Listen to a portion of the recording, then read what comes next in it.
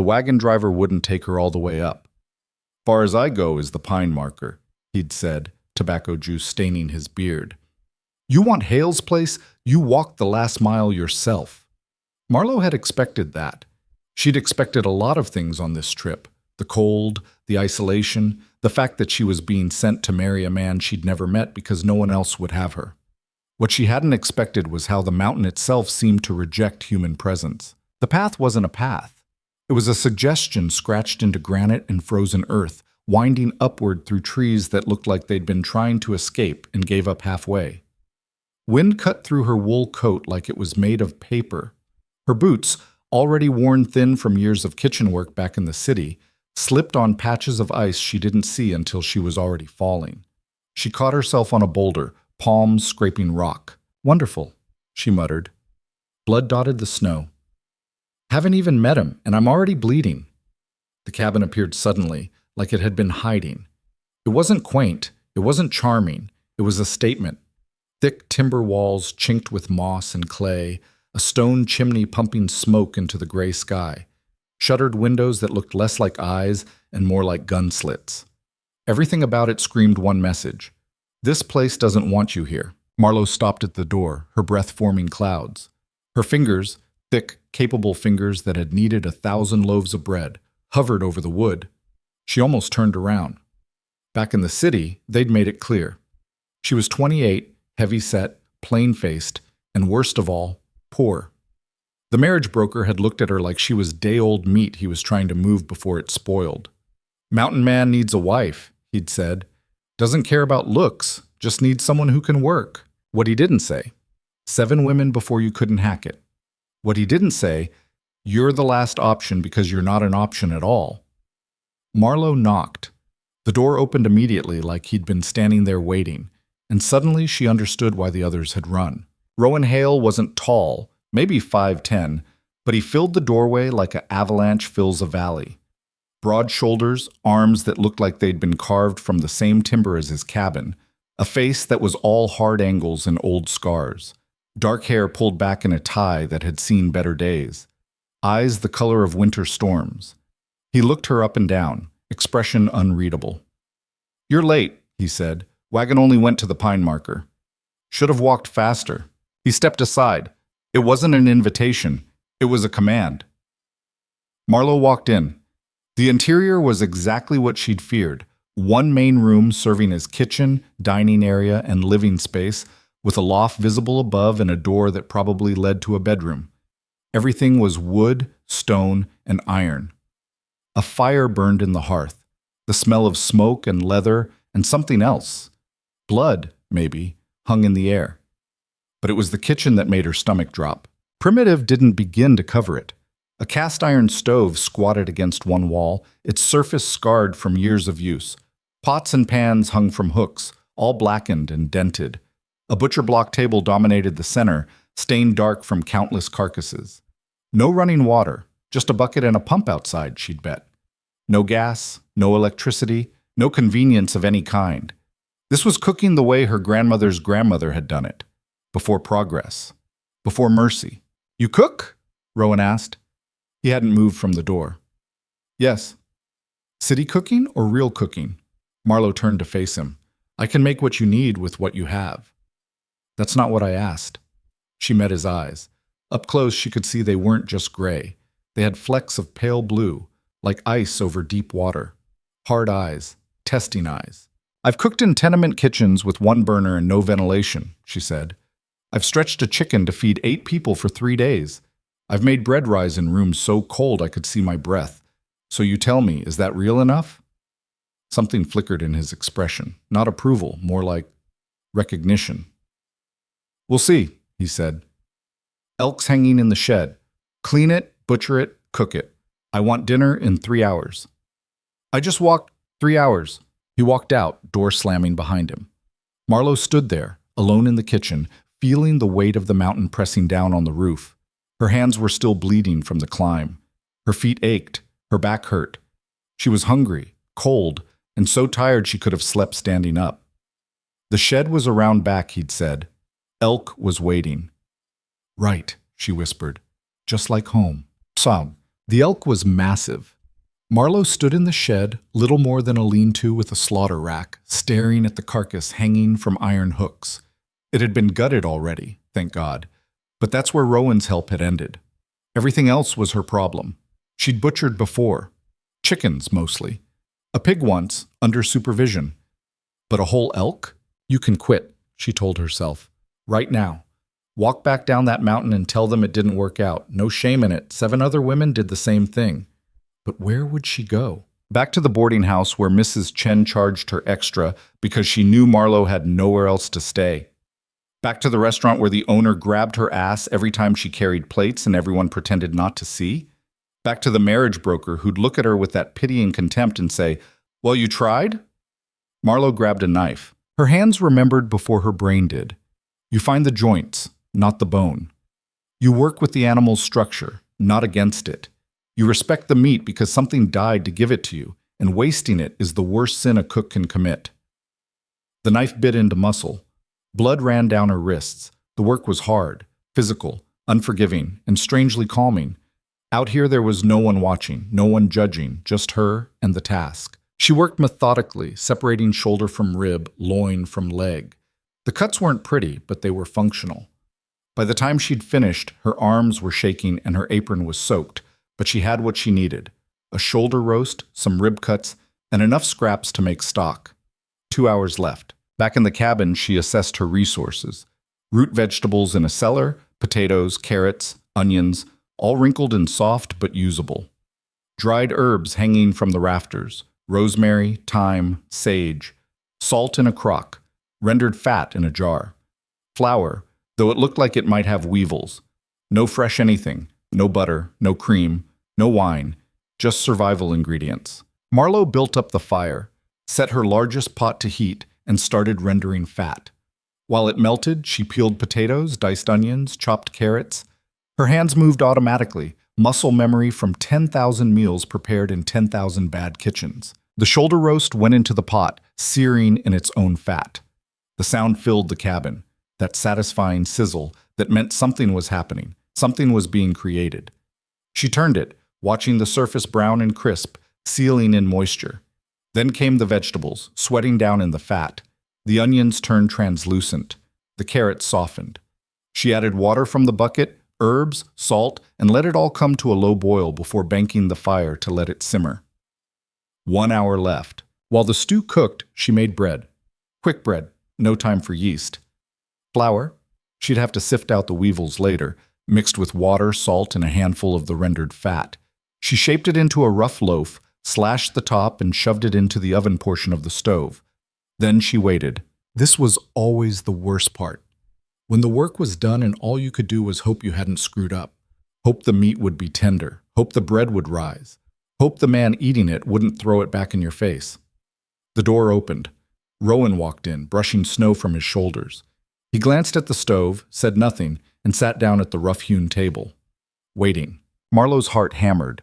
She pulled the bread from the oven, golden, thank God, and ladled stew into a wooden bowl. Her hands were steady, even though her pulse wasn't. She set the meal in front of him, added a chunk of bread, stepped back. Rowan picked up the spoon, brought it to his mouth, chewed slowly. His face revealed nothing. He took another bite, then another. He tore off a piece of bread, soaked it in the broth, ate that too. Marlowe realized she was holding her breath. Finally, he looked up. "Too much salt," he said. That was it. 2 words.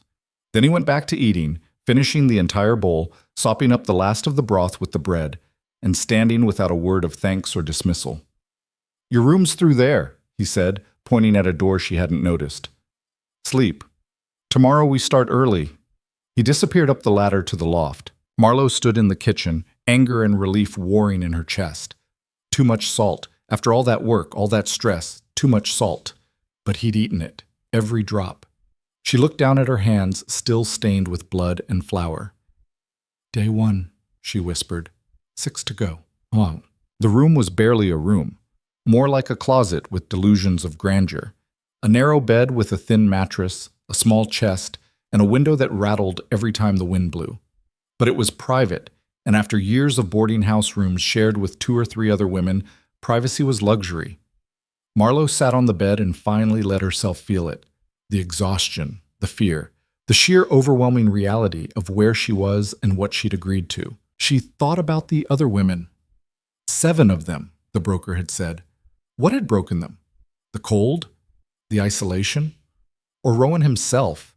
That wall of silence and criticism and impossible standards. Too much salt. Not thank you. Not this is good. Just the flaw, delivered like a medical diagnosis. She lay back on the mattress, springs creaking. Through the thin walls, she could hear Rowan moving around in the loft. Heavy footsteps, the creak of wood. Then nothing. Sleep should have come easy. Instead, her mind spun. She'd made a mistake with the salt. She knew it even as she'd added it. You're supposed to taste as you go, adjust. But she'd been rushing, panicking, trying to impress instead of trusting her instincts. Classic error, amateur mistake. But the meat had been good, tender, falling apart, and the bread had risen properly despite the altitude. So it wasn't a complete disaster, just not good enough. The window rattled again. Outside, wind howled through the pines. This high up, winter didn't just visit. It lived here, permanent and pitiless. And she was supposed to cook in it day after day, meeting standards she didn't understand for a man who didn't explain them. You can do this, she told the darkness. You've survived worse. Had she, though? Marlowe closed her eyes and tried to believe her own lies.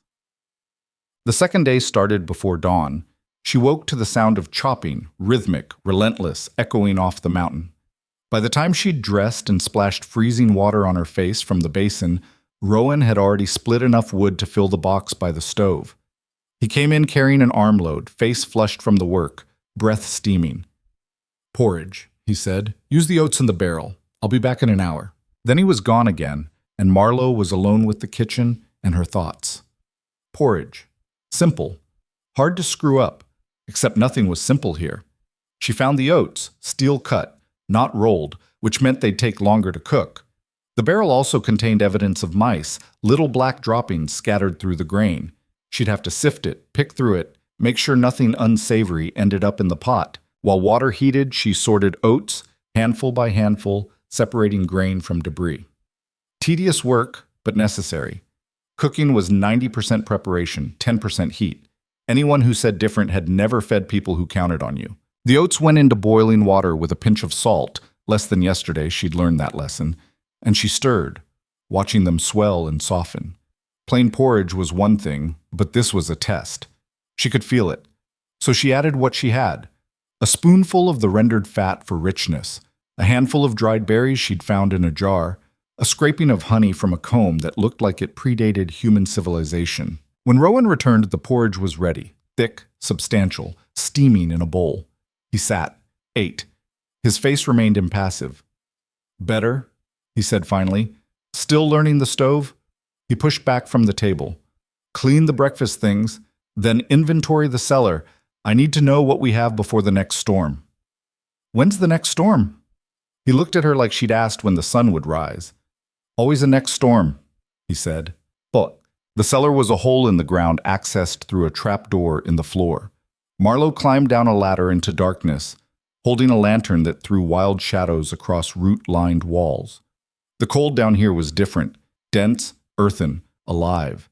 The air smelled of dirt and age and slowly rotting vegetables. She could see her breath. She worked methodically, checking every barrel, every sack, every crate. Potatoes, 3 barrels, half of them starting to sprout. Carrots, 2 sacks, most still firm. Onions, plenty, though some were getting soft. Turnips, parsnips, dried beans, dried peas. Flour in a sealed barrel, thankfully free of weevils. Sugar, precious and rationed. Salt in abundance. She made mental notes, cataloging what could be used now versus what needed to be preserved. This was the kind of thinking that separated good cooks from great ones, understanding not just what you had, but when you'd need it. Back upstairs, she found Rowan working on something in the corner, repairing a trap, it looked like. He didn't acknowledge her return. We're low on potatoes that aren't sprouting, she said, and some of the carrots are going soft. Should use those first. He didn't look up. Then use them. What do you want for dinner? Something that doesn't taste like it's trying too hard. Marlowe blinked. What's that supposed to mean? Now he looked up, those storm-colored eyes fixed on her. Yesterday's stew, he said. Too many herbs. You covered the meat instead of complimenting it. Cooking's not about impressing. It's about sustaining. Heat rose in her cheeks. I know what you were trying to do. Every woman who comes up here tries the same thing. Fancy it up. Make it special. Like if the food's good enough, I'll forget this isn't the city. I wasn't. Yes, you were. He went back to his trap. I don't need city cooking. I need mountain cooking. Learn the difference. He left her standing there, anger and embarrassment burning in equal measure. Mountain cooking. What the hell did that even mean? She figured it out over the next 3 days. Mountain cooking meant simple, direct, honest. It meant letting the ingredients speak instead of drowning them in seasoning. It meant understanding that up here, food wasn't entertainment. It was fuel, medicine, comfort, all wrapped into one. Rowan hunted. She cooked. That was the rhythm.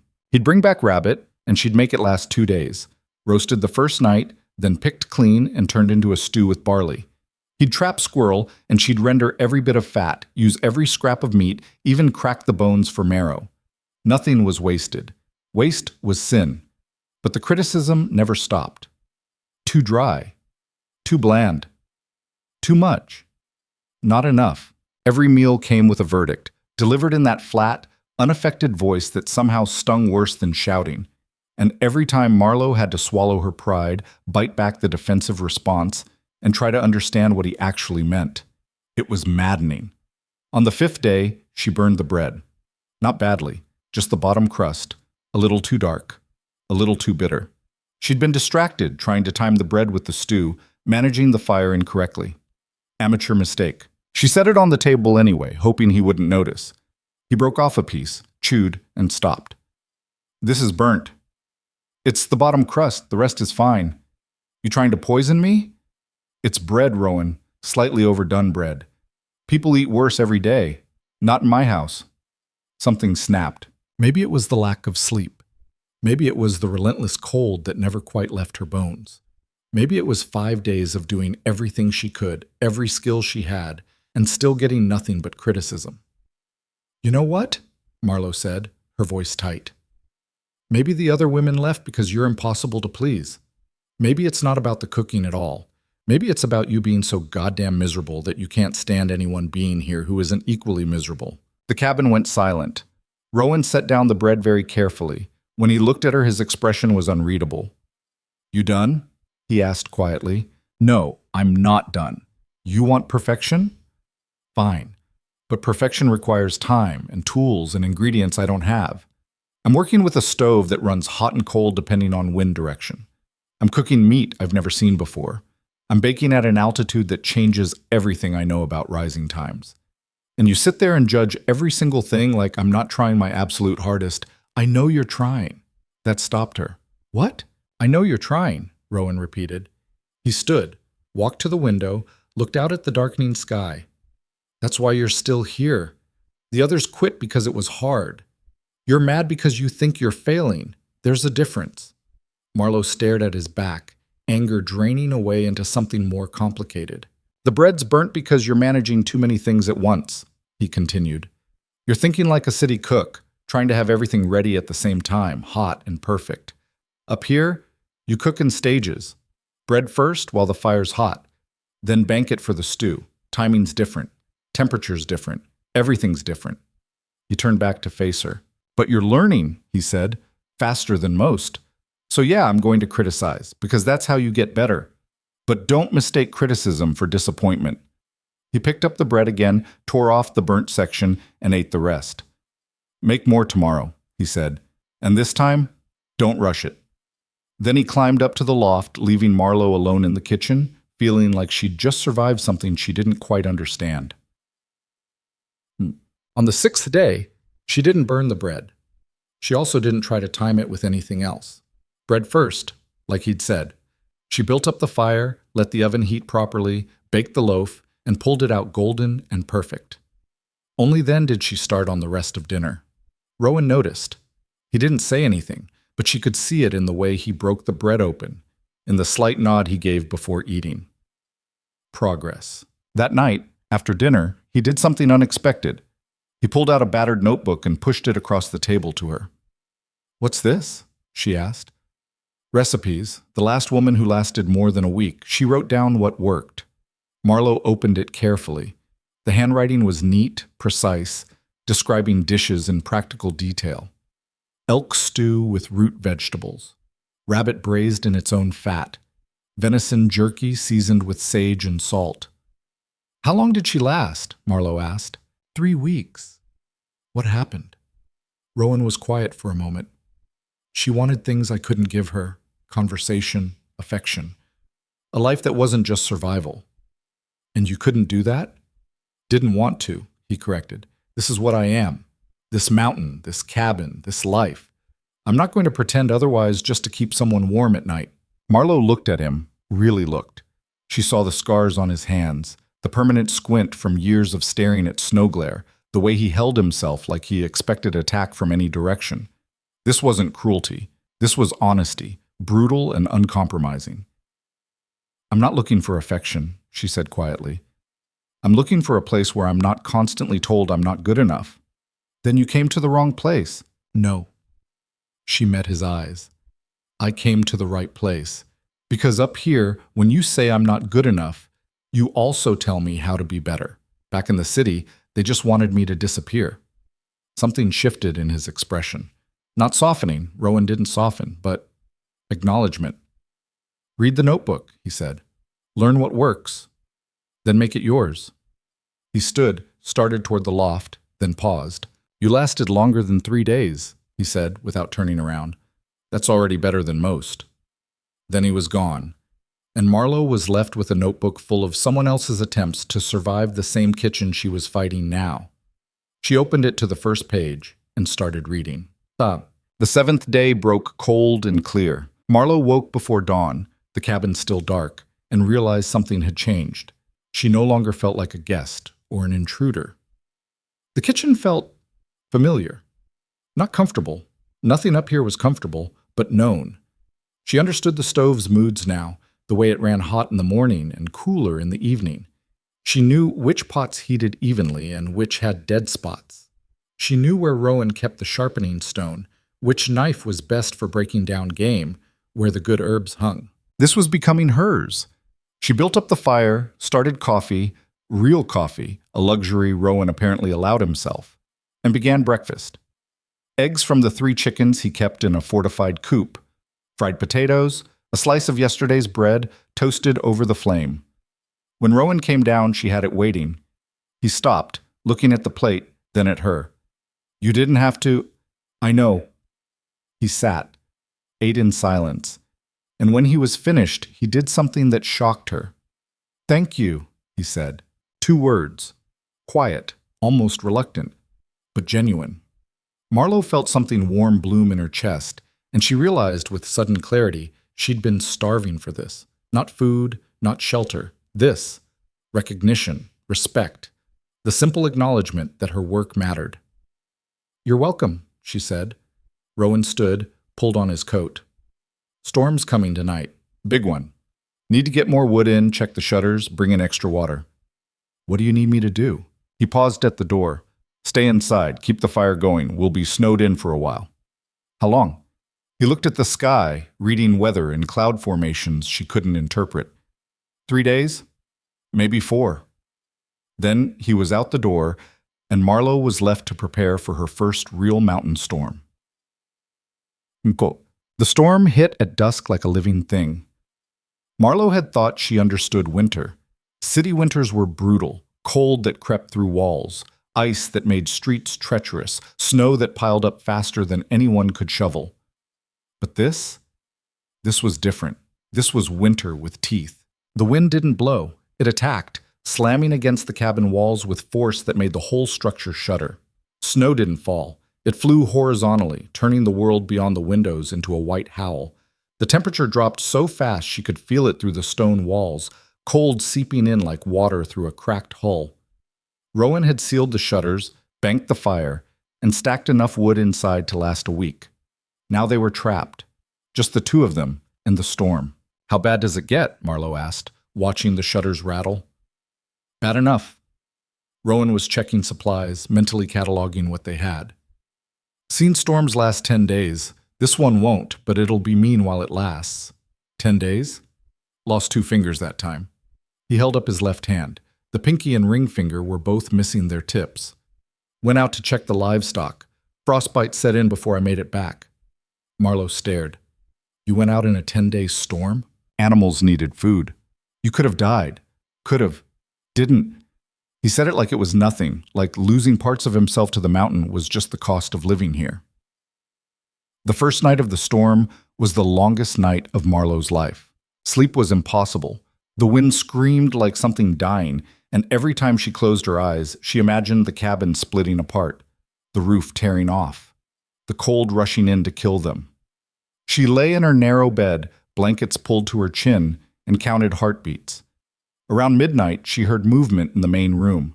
She got up, wrapped a blanket around her shoulders, and found Rowan feeding the fire. He glanced at her but didn't comment on her presence. Can't sleep either? She asked.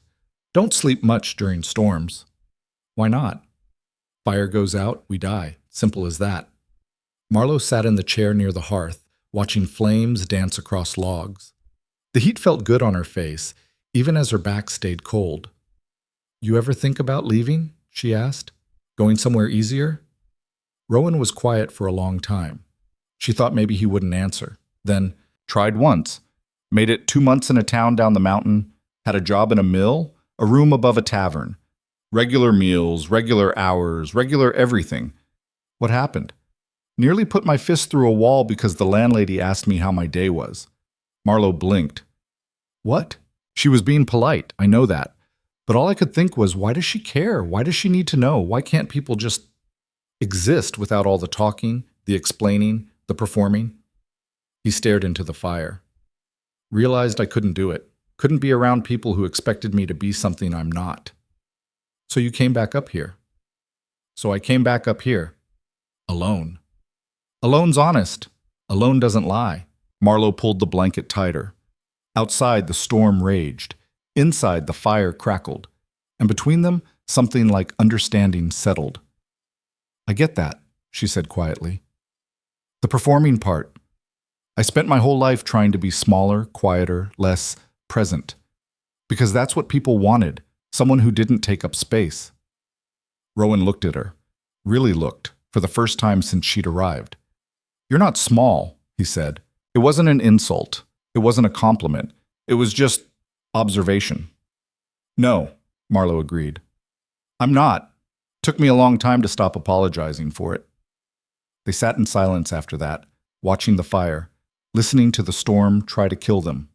And somehow, in that moment, Marlowe felt safer than she'd felt in years. By day 3, cabin fever was setting in. The storm hadn't let up. If anything, it had gotten worse. Snow had drifted so high against the walls that when Marlowe looked out through a crack in the shutters, all she could see was white. They were buried alive, and they were running out of things to say. Not that there'd been much conversation to begin with. Rowan wasn't a talker, but trapped together in one room, the silence became oppressive. Marlowe found herself doing things just to create sound, stirring pots more than necessary, rearranging supplies, humming under her breath. You're nervous, Rowan observed. I'm bored. Boredom's dangerous up here. Why? Makes you do stupid things, take risks you shouldn't. As if to prove his point, Marlowe found herself asking, what happened to your family? The silence that followed was different, colder. Don't have one, Rowan said finally. Everyone has. I don't.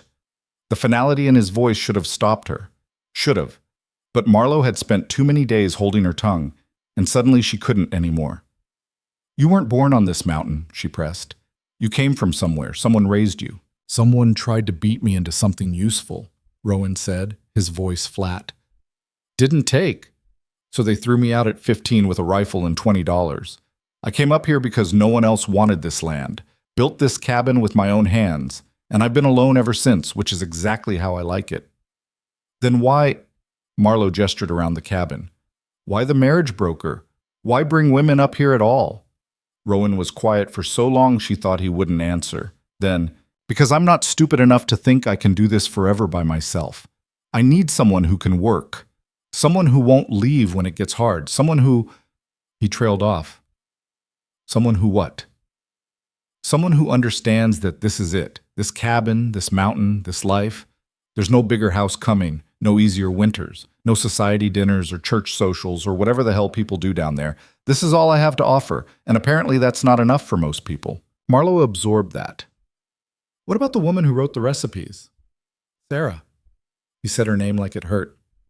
She lasted 3 weeks, longer than anyone else. But she kept asking when we'd go to town, when she'd get to see her family, when things would get better. And I told her, this is as good as it gets. She left the next morning. Did you love her? Didn't have time to. He stood abruptly. Storm's easing. I'm going to check the door. He left Marlowe sitting by the fire, thinking about loneliness and what it cost to survive. The storm broke on the 4th day. Marlowe woke to something she hadn't heard in what felt like forever. Silence.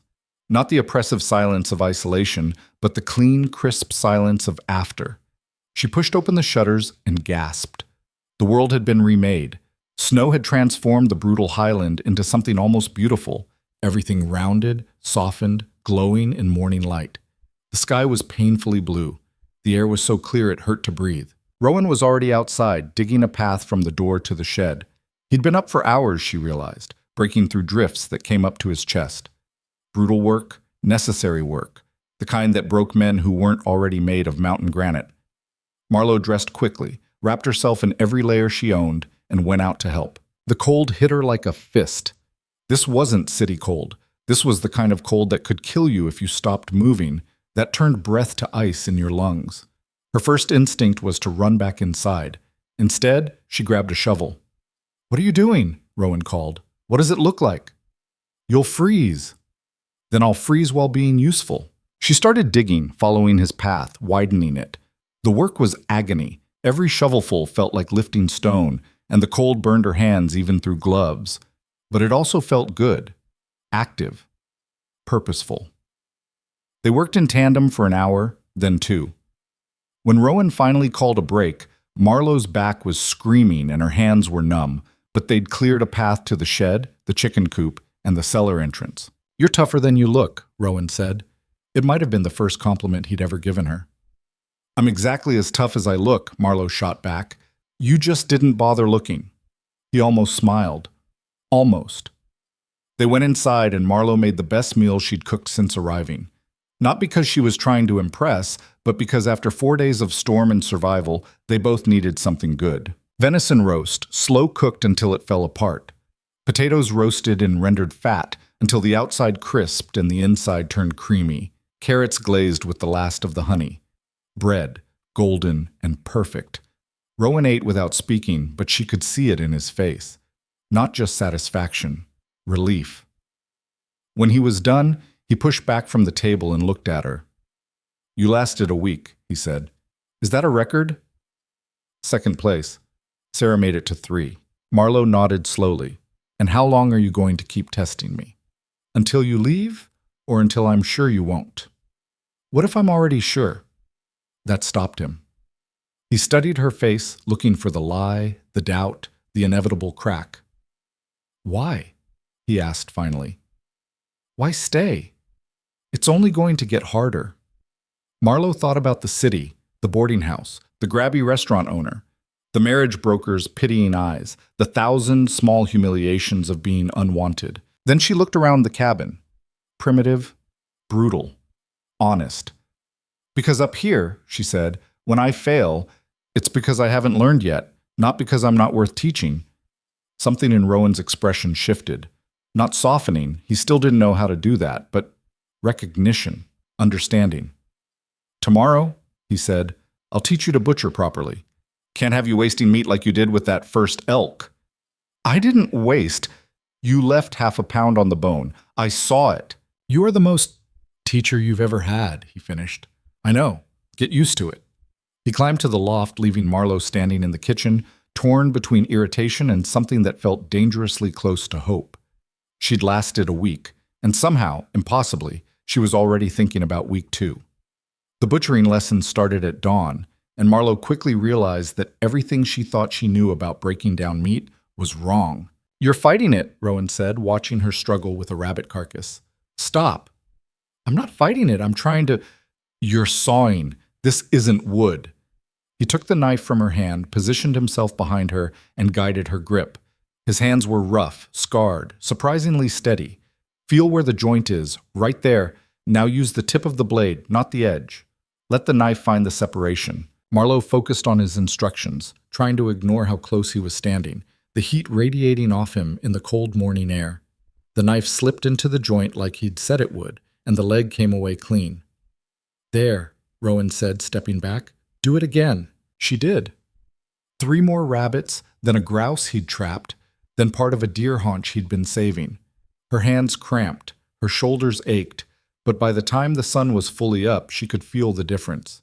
She wasn't hacking anymore. She was working with the animal's structure, reading it, understanding it. "Better," Rowan said. It was the closest he came to praise. They worked together through the morning, him teaching, her learning, both of them moving through the practice choreography of preparing meat for storage. Some would be cooked fresh, some salted and hung, some frozen in the shed where the temperature never rose above freezing. Nothing wasted, ever. "Why'd you come up here?"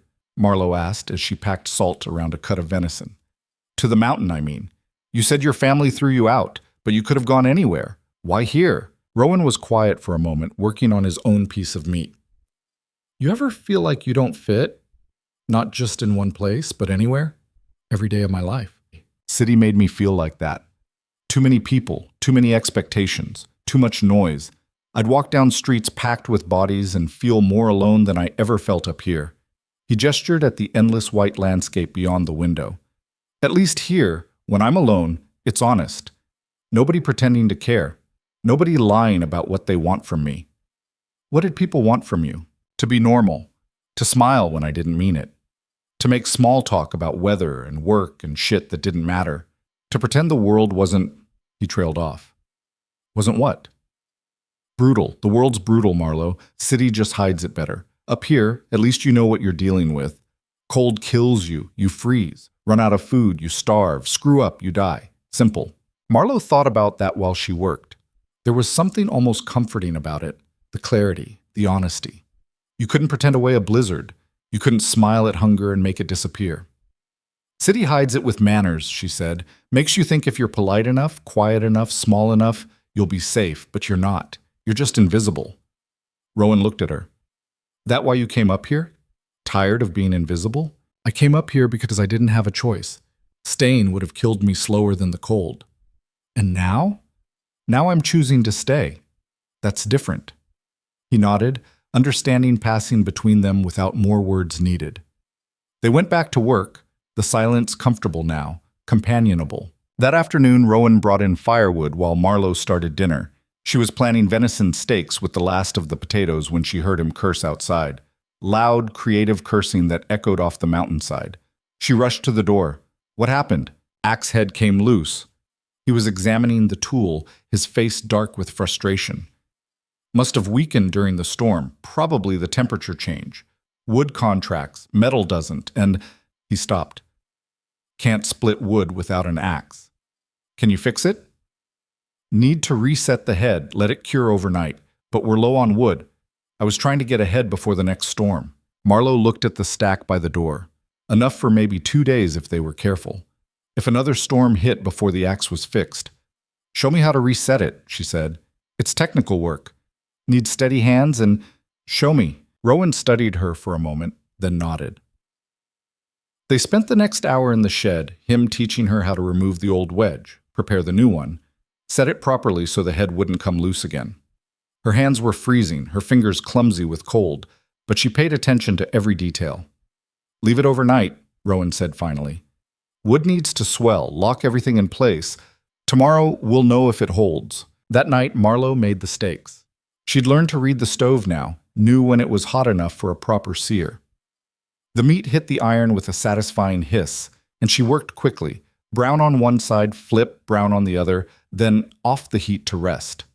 Simple, direct, Mountain cooking. Rowan ate in silence, but she caught him glancing at her between bites. Measuring, evaluating. What? She finally asked. Nothing. You keep looking at me like I'm a puzzle you're trying to solve. You are a puzzle. How so? He set down his fork. Most people who come up here, they're running from something, but they're also running towards something, some idea of what mountain life is supposed to be. Romantic, simple, pure. He made a sound that might have been a laugh. They last until reality sets in, usually about 3 days. And me? You're not running toward anything. You know exactly how hard this is, but you're still here. Maybe I'm stubborn. Stubborn doesn't last 2 weeks. Stubborn breaks when the work gets boring. He picked up his fork again. You're something else. What? Determined. That's different. Stubborn says, I won't quit. Determined says, I'll figure it out or die trying. Marlowe wasn't sure if that was a compliment or a warning. With Rowan, it was hard to tell. After dinner, while she cleaned the dishes, he disappeared into the loft and came back down carrying something wrapped in oilcloth. He set it on the table. What's this? She asked. Open it. She unwrapped the cloth carefully. Inside was a knife. Not fancy, but well made, the blade honed to a razor edge, the handle worn smooth from use. It was Sarah's, Rowan said. She left it when she went. Been sitting in my trunk ever since. He pushed it toward Marlowe. You need your own blade, can't keep using mine. Marlowe picked up the knife, testing the weight, the balance. It felt right in her hand. Personal. Hers. Thank you, she said quietly. Rowan shrugged, uncomfortable with gratitude. Just practical. Can't have you dulling my knives with your inexperienced cuts. But they both knew it was more than that. This was acknowledgement, acceptance. He wasn't planning on her leaving anymore. The thought should have been comforting. Instead, it terrified her, because staying meant this was real now. This life, this mountain, this brutal existence, it wasn't temporary anymore.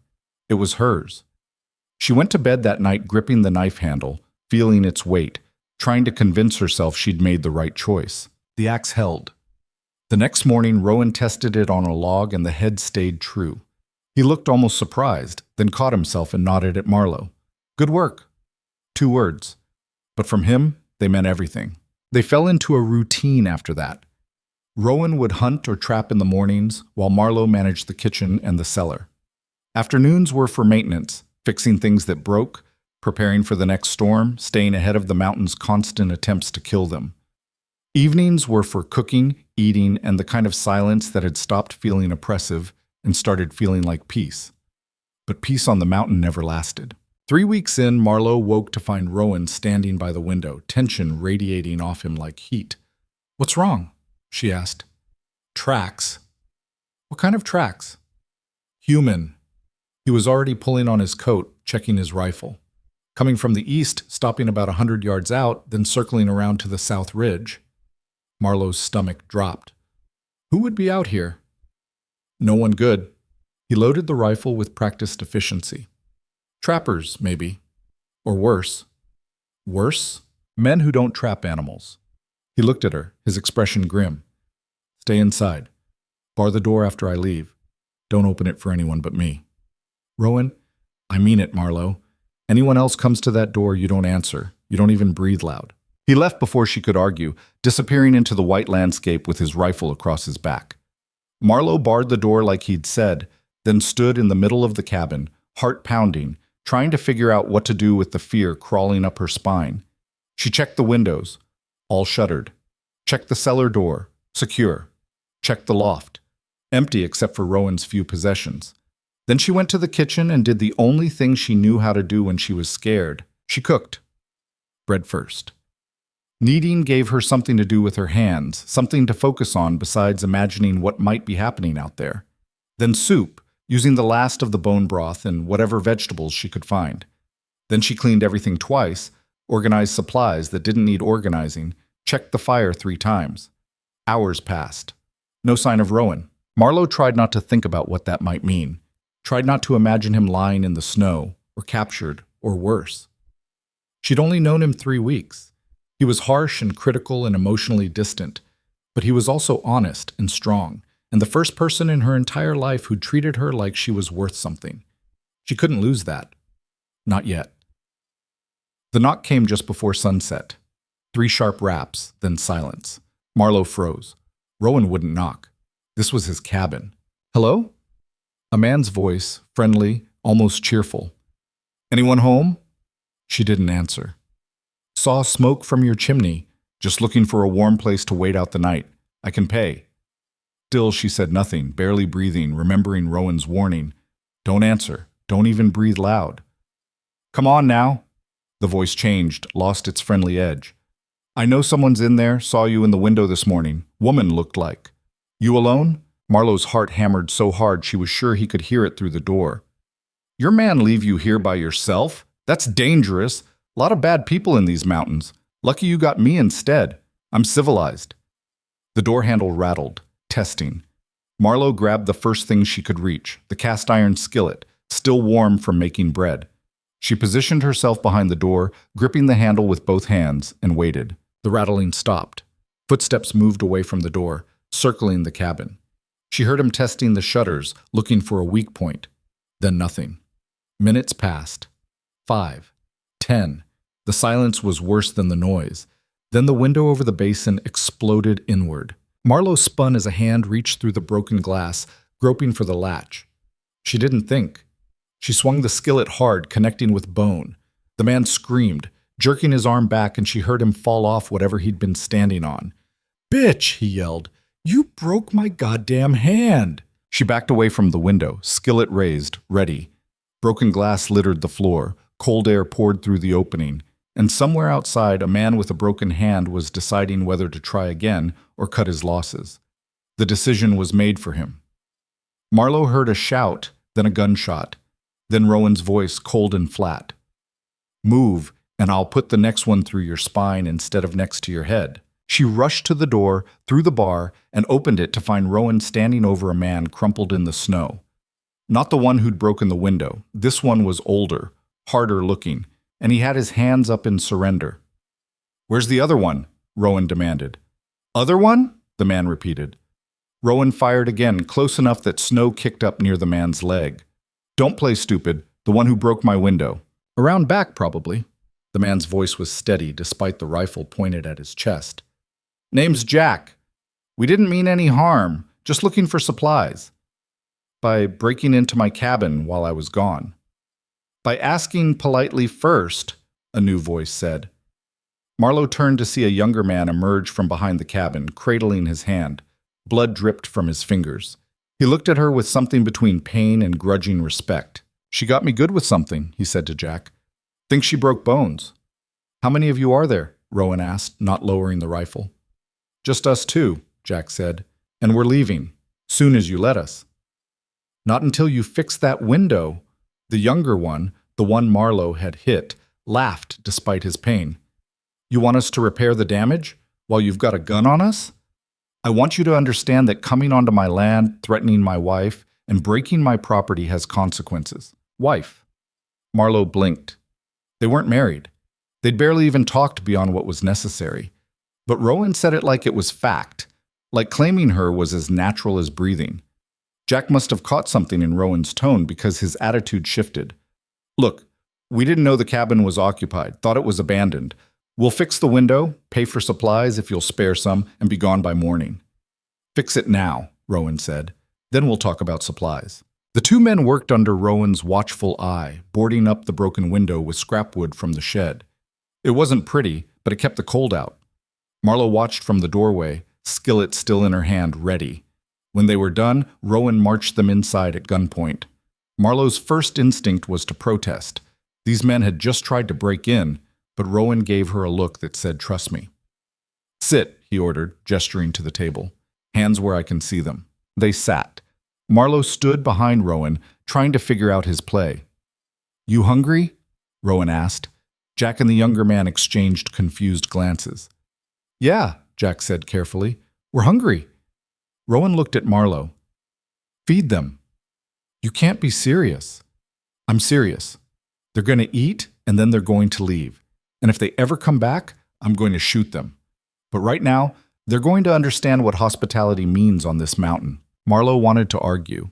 These men had threatened her, broken their window, scared her half to death. But Rowan's expression was set, immovable. This was his call. She ladled soup into bowls, sliced bread, set it in front of them. The younger one, his hand wrapped in a strip of cloth Rowan had grudgingly provided, picked up his spoon awkwardly with his good hand. Jack ate in silence, watching Rowan watch him. "What's your game?" Jack asked finally. "No game. You came to my door? I'm showing you I'm not someone you want to cross. But I'm also showing you I'm not unreasonable. You need supplies. Ask. Don't steal. You need shelter. Negotiate. Don't threaten. You follow those rules, we don't have problems. And if we don't? Then next time I won't aim next to your head." They ate. When they were done, Rowan gave them a small sack, some dried meat, a little flour, nothing they couldn't spare. Then he walked them to the edge of his property line with the rifle still ready. "Spread the word," he told them. "Rowan Hale's cabin is occupied. His wife's tougher than she looks. And neither of us take kindly to uninvited guests." The men left, disappearing into the darkening woods. Rowan watched until they were gone, then turned to find Marlowe standing in the doorway, arms crossed. "Wife?" she said. "Safer if they think you're claimed. Men like that, they'll leave a married woman alone. Usually. World's not perfect, Marlowe. I work with what I have." She wanted to be angry, wanted to tell him he couldn't just claim her like property, couldn't make decisions about her identity without asking. But the truth was, she understood the logic, and more than that, she understood that he'd protected her in the only way he knew how. "Next time," she said, "warn me before you announce we're married. Next time, don't hit intruders quite so hard. Man's going to lose that hand to infection, probably." "Good." Rowan almost smiled. Almost. They went inside, and Marlowe barred the door again while Rowan checked every window, every possible entry point. The cabin felt smaller now, more vulnerable. The mountain had been an adversary before, but at least it was predictable. Men were different. Men were dangerous in ways winter never could be. "Does this happen a lot?" she asked. "Often enough. Usually early winter or late spring when trappers are moving through. Most of them are decent, some aren't. And you just feed them after they break into your cabin? I make a point. Either they learn I'm not worth the trouble, or they learn I'm someone they want on their side when things get bad. Either way, word spreads. Seems risky. Everything up here is risky. Difference is, now they know you'll fight back. That's worth more than locks." He started up the ladder to the loft, then paused. "You did good today, with the skillet. Sarah would have hidden." "I'm not Sarah." "No," he agreed. "You're not." He disappeared into the loft, leaving Marlowe alone with her thoughts and the cooling fire. She looked at the boarded-up window, at the flowers still dusting the table, at her knife hanging on its hook. This was her kitchen now, her cabin, her life. And she'd defended it with cast iron and rage. The next week tested them in different ways. Winter doubled down, bringing storms that lasted days, temperatures that turned breath to ice crystals, wind that howled like dying things. They burned through firewood faster than Rowan could cut it. Food stores dwindled. The chickens stopped laying, too cold even in their insulated coop. Marlowe learned to stretch meals impossibly thin. A rabbit that should have fed them for one night lasted 3. She made soup from bones she'd already used twice, squeezing out every molecule of nutrition. She turned stale bread into something edible by frying it in fat. She discovered that hunger was just another mountain to climb, painful, exhausting, but survivable if you kept moving. Rowan noticed. He always noticed. "You're giving me more," he said one night, looking at his bowl, then at hers. "You're doing the heavy work. You need the calories." "So do you." "I've got reserves." She gestured at her body. "I can afford to lose some weight. You can't." "That's not how this works."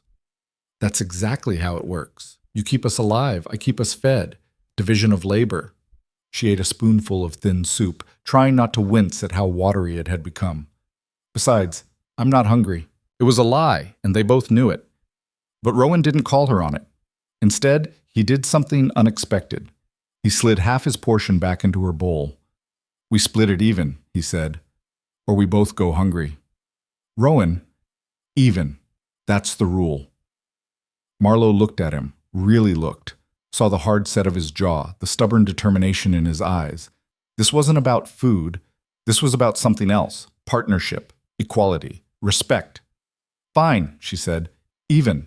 They ate in silence, both of them pretending the portions were adequate, both knowing they'd wake up hungry tomorrow and the day after and the day after that.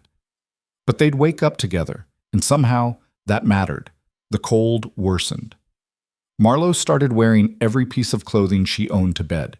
2 shirts, a sweater, her coat, 2 pairs of socks. It wasn't enough. She'd wake in the night shivering, teeth chattering, unable to get warm no matter how many blankets she piled on. One particularly brutal night, she gave up on sleep and went to feed the fire. Rowan was already there, adding logs, banking coals. "Can't sleep either?" she asked. "Too cold." They sat together on the floor near the hearth, absorbing heat.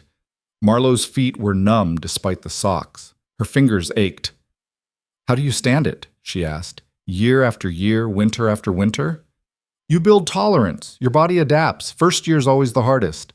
"When does it get easier?" "3rd year usually, maybe 4th. Marlowe laughed, a sharp, bitter sound. "3rd year. Right. I'll just survive until then." "You will." "How do you know?" "Because you're still here. Most people would have given up by now, gone back down the mountain, admitted defeat." He stared into the fire. "You're too stubborn to quit." "Determined," she corrected. "You said so yourself." "Same difference." "It's not, though. Stubborn is stupid, determined is strategic." "And which are you?" "Both, probably." He laughed, actually laughed. It was a rusty sound, like he'd forgotten how, but genuine. Marlowe found herself smiling despite the cold, despite the hunger, despite everything. They sat in comfortable silence until Rowan spoke again. "You never ask about Sarah." "Didn't think you wanted to talk about her." "I don't." "But you should know." He paused, choosing words carefully. "She was good, kind, patient. Everything I'm not. She tried hard to make this work, but every day I could see her dying a little. The isolation got to her, started talking to herself, crying when she thought I couldn't hear. I knew she'd break eventually." "So you let her go?" "I made her go. Gave her money for passage down the mountain, told her there was no shame in leaving. She cried, thanked me, and left the next morning." He poked at the fire. "Haven't talked to anyone except trappers and supply runners since. Until you." "Do you miss her?" "I miss the idea of her. Someone to share this with. But the reality, no. She needed things I couldn't give. Better she found them somewhere else." "What about me?" Marlowe asked. "What do I need that you can't give?" Rowan looked at her, firelight casting shadows across his scarred face. "Don't know yet. But when I figure it out, I'll tell you. And we'll decide together if this is sustainable." It was the most honest thing anyone had ever said to her. No promises, no false hope, just brutal clarity. "Fair enough," she said. They stayed by the fire until dawn, neither sleeping, just existing in shared space. And when morning came, they both got up and did what needed doing, because that's what survival required. The breaks in weather came randomly, brief windows of calm between storms. Rowan used them to hunt, knowing they'd need meat to last through the deepest part of winter. Marlowe used them to dig through the cellar, assess what they had left, calculate how long it would last. The math wasn't good. "We're short," she told him one evening. "Even with strict rationing, we'll run out of flour in 3 weeks. Potatoes in 4. After that, it's just whatever meat you can catch and root vegetables. Can you make that work?" "I can make anything work. Question is whether it'll be enough to keep us alive." Rowan considered this. "There's a trading post 2 days south. Might have supplies. 2 days there, 2 days back, 4 days of travel in winter. I've done it before." "Not in weather like this." "So I wait for a break. Stock up before the worst hits." Marlowe wanted to argue, wanted to tell him it was too dangerous, that he couldn't leave her alone for 4 days, that they'd find another way. But there was no other way. The mountain didn't negotiate. "When?" she asked. "Next clear window. Could be tomorrow, could be next week. I'll know when I see it." The clear window came 3 days later. Rowan woke her before dawn, already dressed for travel. "It's time," he said. "I'll be back in 4 days, maybe 5 if the weather turns." "What do I do if something happens?" Nothing happens. You stay inside, keep the fire going, don't open the door for anyone. The cellar's fully stocked. You'll be fine. Rowan, you'll be fine, he repeated, and she heard the worry he wouldn't admit beneath the words. You're tougher than half the men I know. He left before she could respond, disappearing into the gray pre-dawn with a pack on his back and his rifle across his shoulders. Marlowe stood in the doorway watching until he was gone, then barred the door and tried not to think about what 4 days alone on the mountain would feel like. The first day was manageable. She kept busy, cleaning, cooking, organizing, made bread even though they were low on flour because having something to do with her hands kept the fear at bay. The cabin felt enormous without Rowan in it, every creak and groan magnified into potential threat. The second day dragged. She found herself counting hours, then minutes, waiting for sounds that didn't come. Made soup from scraps, ate half, saved the rest. Checked the fire obsessively. Read Sarah's recipe notebook cover to cover, memorizing measurements and techniques. The third day brought wind. Not a storm, just persistent gusts that rattled the shutters and moaned through gaps in the walls. Marlowe tried to sleep and couldn't.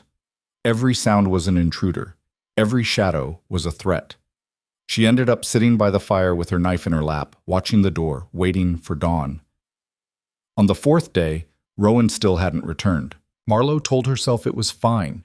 He'd said 4 days, maybe 5. Weather could have slowed him down. The trading post might have been crowded. Any number of reasonable explanations. But reasonable didn't stop the fear crawling up her spine. She rationed food carefully, eating just enough to function. Kept the fire going with minimal wood, conserving supplies in case she had to stretch them longer. And she waited. Day 5. Still no Rowan. Day 6. The wind picked up again, bringing the smell of snow. Day 7. Marlowe stood at the window, staring at the empty landscape, trying to decide when worry became panic. On the morning of the 8th day, she was seriously considering trying to follow his trail when she heard footsteps outside.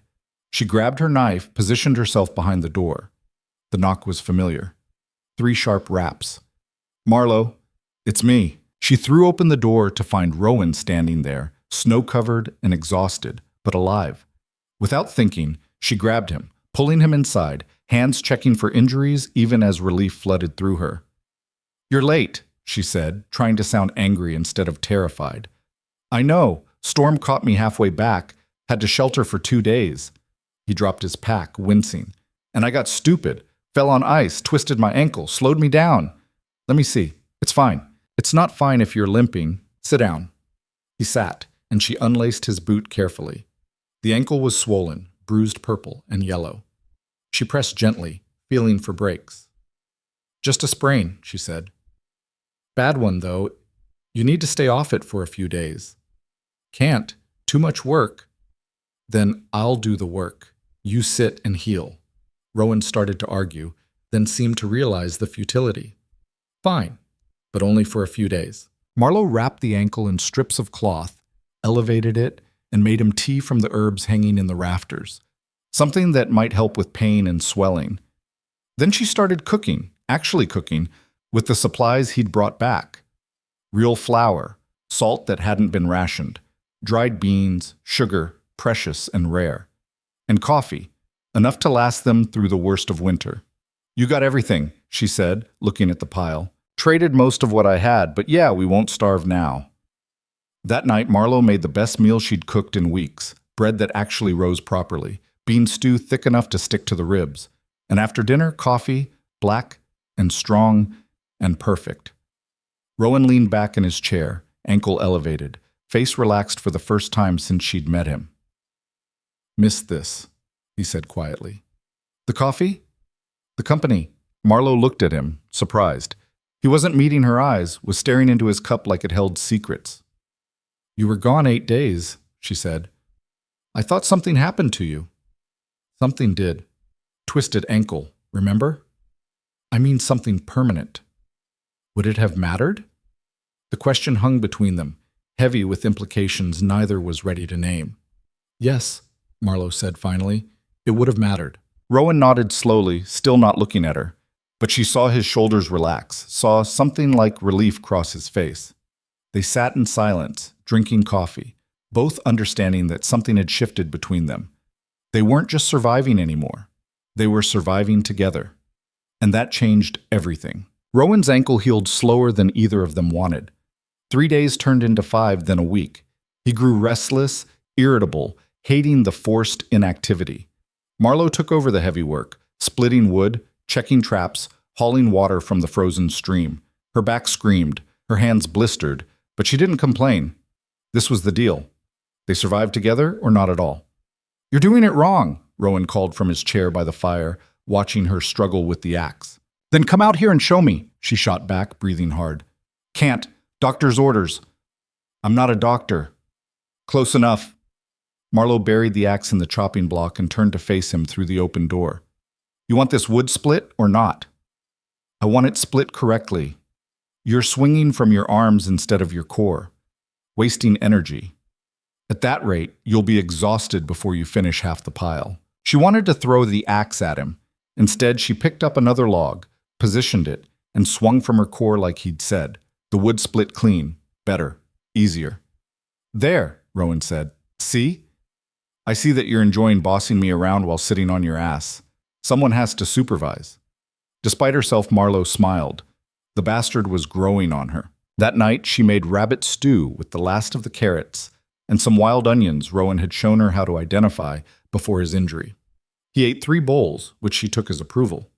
"Getting better," he said, sopping up broth with bread. "At cooking or at taking orders?"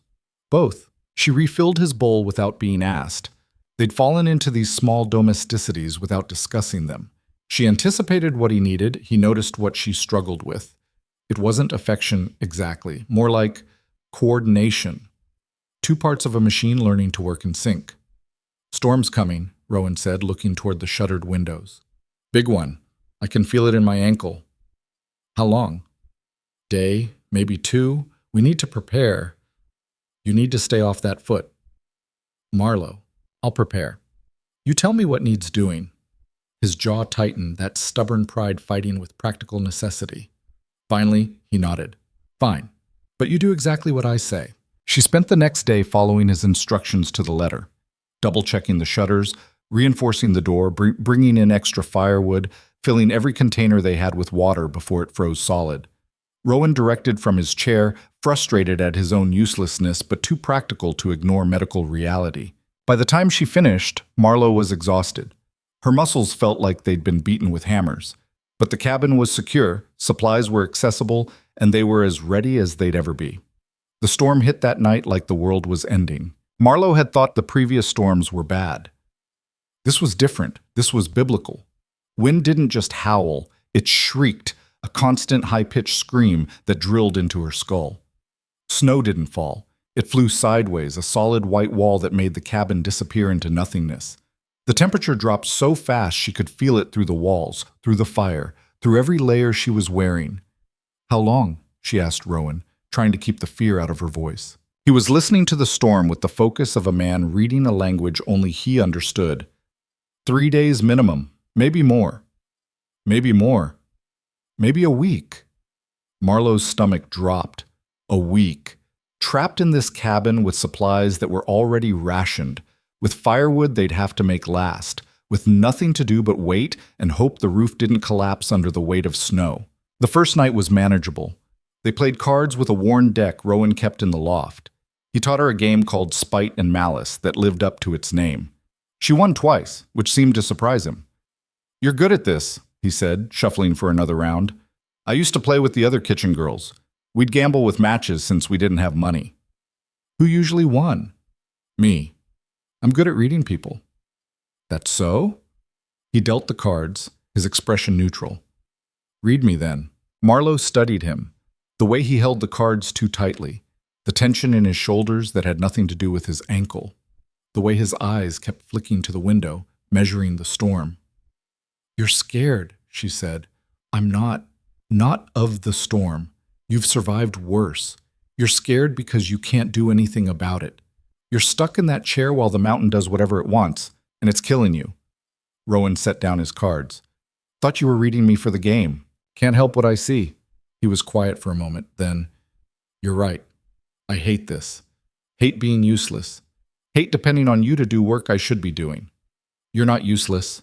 You're injured. There's a difference." Feels the same. It's not, though. Useless means you can't contribute. You're contributing plenty. Who do you think taught me how to split wood correctly? How to bank a fire so it lasts all night? How to read weather and cloud patterns? She picked up her cards again. You're teaching me to survive. That's the opposite of useless. He looked at her like he was seeing something he hadn't noticed before. Then he picked up his cards, and they played another hand in silence that felt less heavy than before. Day 2 of the storm brought new problems. The chimney started smoking. Something was blocking it, probably ice or snow. Rowan talked Marlowe through clearing it from the inside, a delicate operation that involved reaching up into the flue with a long pole and breaking loose whatever was stuck. She came away covered in soot, coughing, but the smoke cleared. Rowan nodded approval. Not bad for a city girl. I'm not a city girl anymore. No, he agreed. You're not. That afternoon they heard something crack outside. Loud, sharp, like a gunshot. They both froze. Tree branch, Rowan said after a moment. Under the weight of snow. Happens every big storm. Will it hit the cabin? Depends which direction it falls. They waited, but no impact came. The branch must have fallen away from them. Marlowe let out a breath she hadn't realized she was holding. Welcome to winter, Rowan said dryly. By day 3, cabin fever was setting in hard. The walls felt like they were closing in. Marlowe found herself pacing, unable to sit still, while Rowan grew increasingly snappish from forced inactivity. Stop moving, he said. You're making me nervous. I need to do something. Then cook. I've already cooked. Twice. Cook again. We're rationing, remember? Can't just cook for entertainment. Then sit down and read. Or knit. Or literally anything that doesn't involve wearing a path in my floor. Marlowe stopped pacing and glared at him. You know what your problem is. I'm sure you're about to tell me. You think everyone should be as comfortable with silence as you are. Some of us need to move, to talk, to do something other than sit and stare at walls. Some of us don't have a choice about sitting. That's not what I... She took a breath, counted to 5. I'm going to check the cellar. See if there's anything that needs organizing. It's organized. Then I'll organize it again. She grabbed the lantern and disappeared down the trapdoor before he could argue further. The cellar was cold and dark and blessedly silent.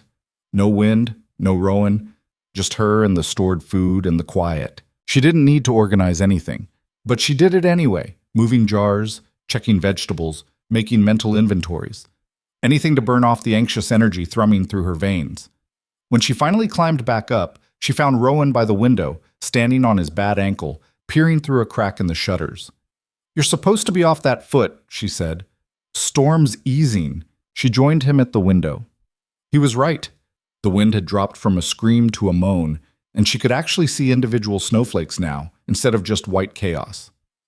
How long before it stops completely? She asked. Hour, maybe 2. He turned to look at her, and something in his expression was different, softer. I'm sorry. For what? Being difficult. You're doing good work, keeping us alive while I sit on my ass. I shouldn't take my frustration out on you. Marlowe blinked, surprised. Rowan didn't apologize. She'd assumed it wasn't in his vocabulary.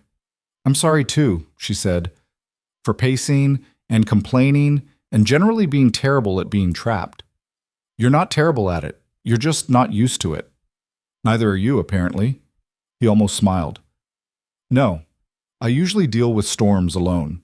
Easier when you don't have to consider someone else's feelings. Or when someone else doesn't see you climbing walls from boredom. That too. They stood together at the window watching the storm die. And Marlowe realized something.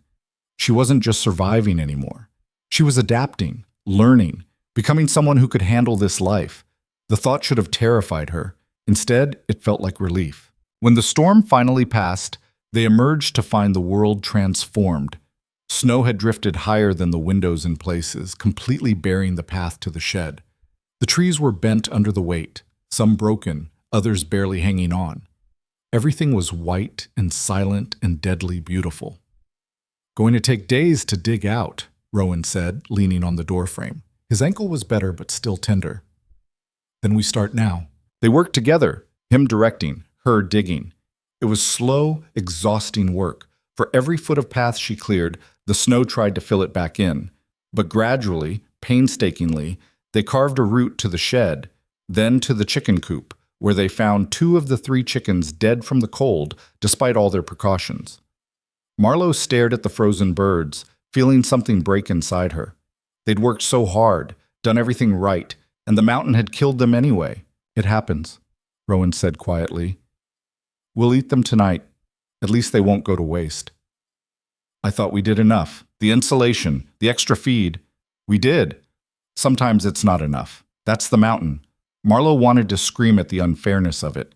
Instead, she carefully gathered the dead chickens and carried them back to the cabin. Waste was sin, even when it hurt. That night she made chicken soup. Rich, hearty, using every part of the birds. It felt wrong somehow, eating creatures they'd been caring for just days ago. But Rowan was right. They couldn't waste anything. The mountain didn't allow for sentiment. Good soup, Rowan said. Thanks. I mean it. You've gotten better, a lot better. Marlowe looked up from her bowl. Really? Would I say it if I didn't mean it? He set down his spoon. When you first got here, you were cooking to impress. Now you're cooking to sustain. That's the difference between surviving and dying up here. What changed?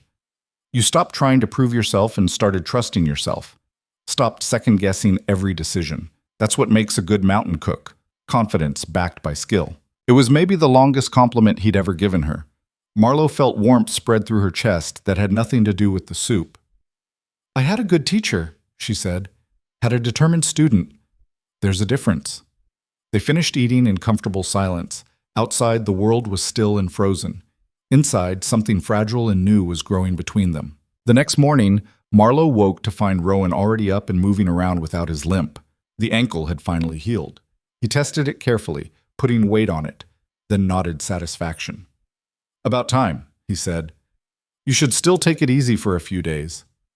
I've taken it easy for 2 weeks. Time to get back to work. He proved it by spending the entire day outside, checking traps, hunting, chopping wood, doing all the tasks he'd been forced to delegate. Marlowe watched him through the window, saw how he moved with purpose and precision, every motion economical.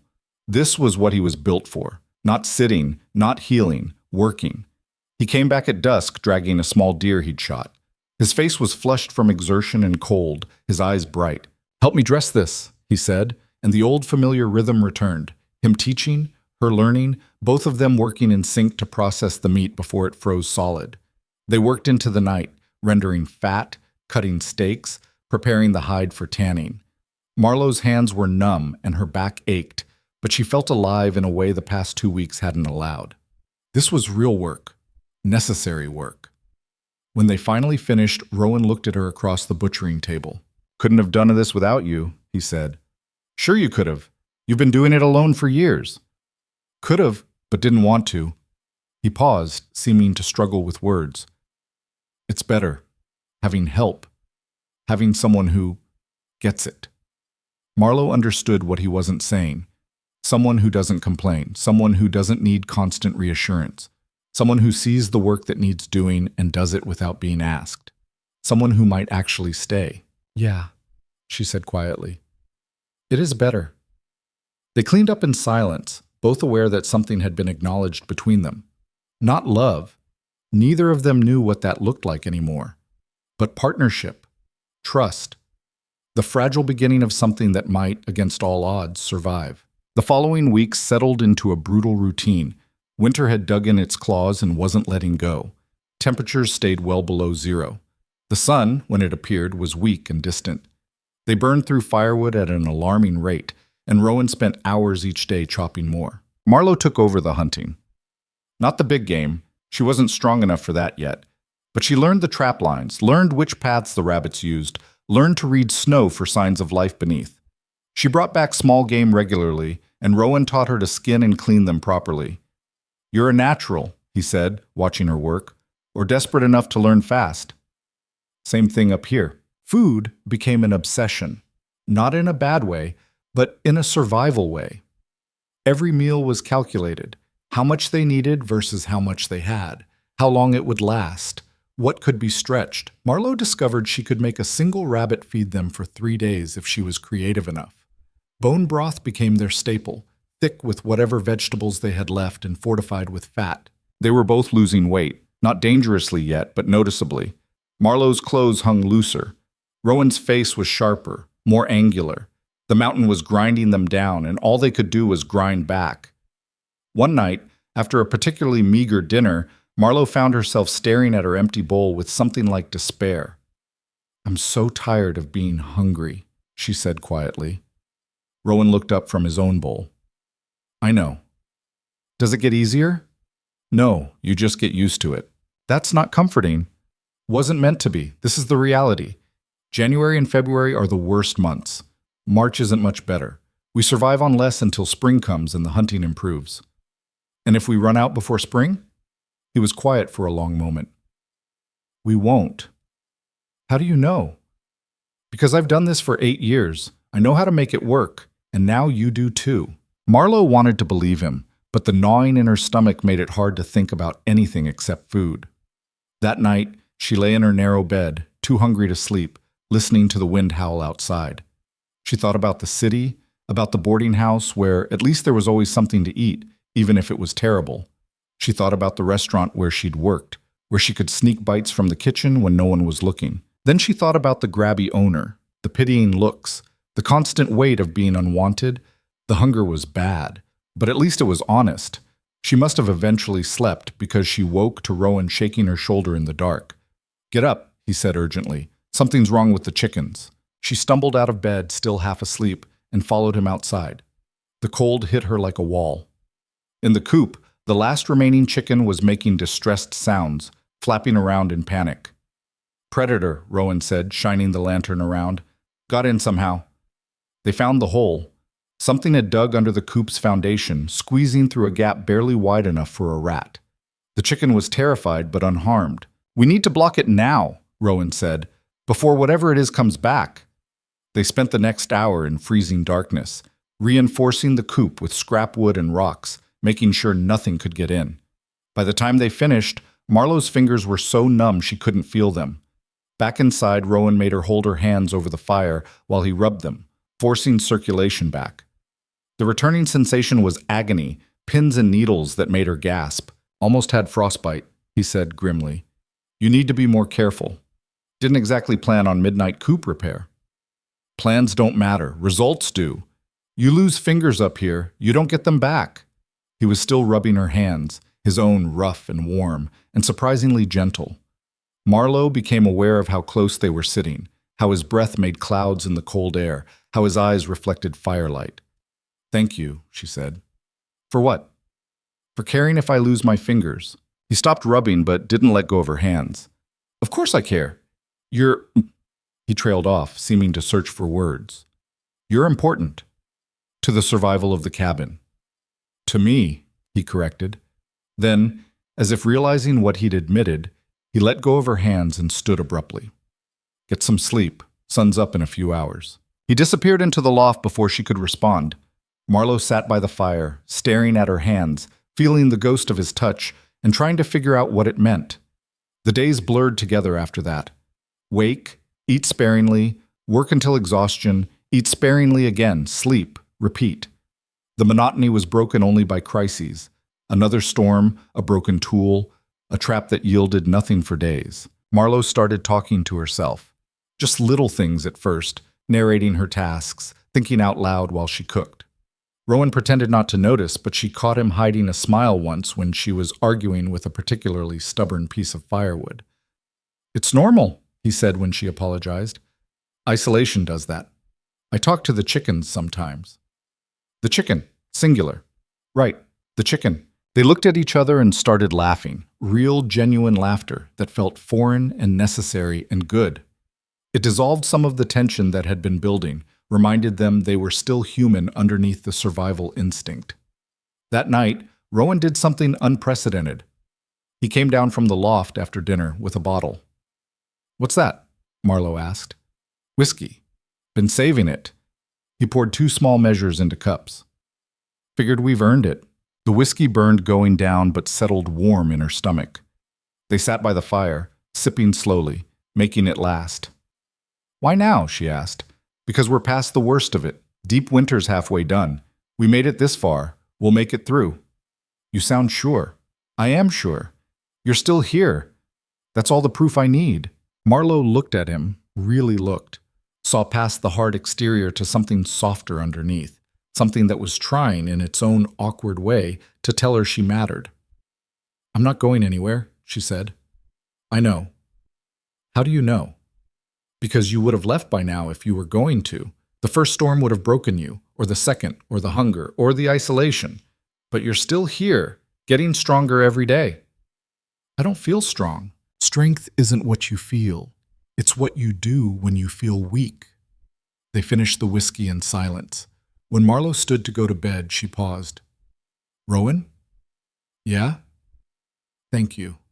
For bringing me here, for teaching me, for—" She struggled to find words. "For seeing something in me worth keeping."